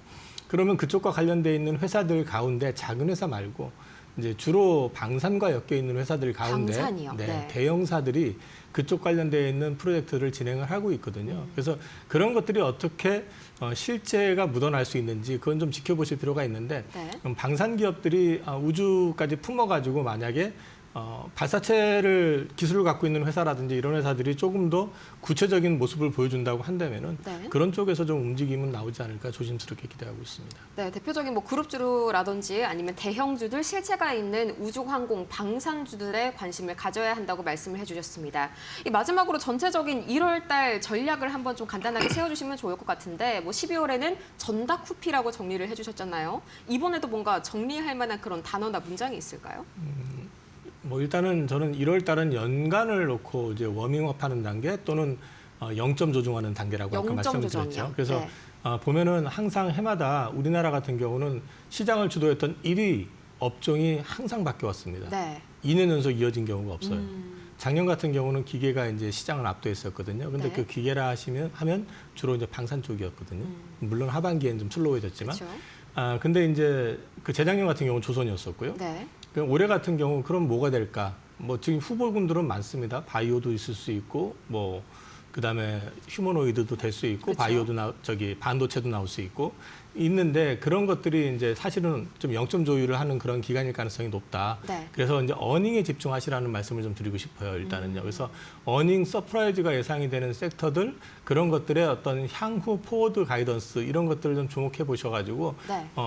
소위 말해가지고 실적이 나오고 나서 뭐 차익 실현 이런 것도 좋지만은 네. 추가적으로 더 그림이 그려진다고 그러면은 그런 부분들에 대한 고민을 하시고 동시에 말씀을 드리고 싶은 거는 네. 시간이 가면 갈수록 바이오 쪽 또는 코스닥 쪽에 있는 그 휴머노이드 관련된 쪽 이런 쪽과 관련돼 있는 부분들은 잊어버리지 마시고 네. 이제 이 어닝 시즌 후반부에 가면서부터는 좀 관심을 가져보셔야 되는 그렇게 말씀을 드릴 수 있을 것 같습니다. 네, 이제 코스닥 쪽은 어닝 시즌에 잠깐 좀 소외를 받을 수는 있지만 그 직후에 다시 한번 좀 관심을 가져봐야겠다 이렇게 정리를 해볼 수가 있겠습니다. 이렇게 해서 이영권 IM증권 서울금융센터 이사 모시고 함께 1월 첫 거래일 전략 단단하게 세워봤습니다. 좋은 말씀 고맙습니다. 오늘 저희가 준비한 소식은 여기까지입니다. 잠시 후에 이어질 마켓나우 1부에서 오늘 첫 거래일에 더 구체적인 전략들 탄탄하게 세워가시길 바라고요. 저희는 다음 주에도 그리고 올 한 해에도 더욱더 유익한 소식 가득 안고 돌아오도록 하겠습니다. 함께해 주신 여러분 고맙습니다.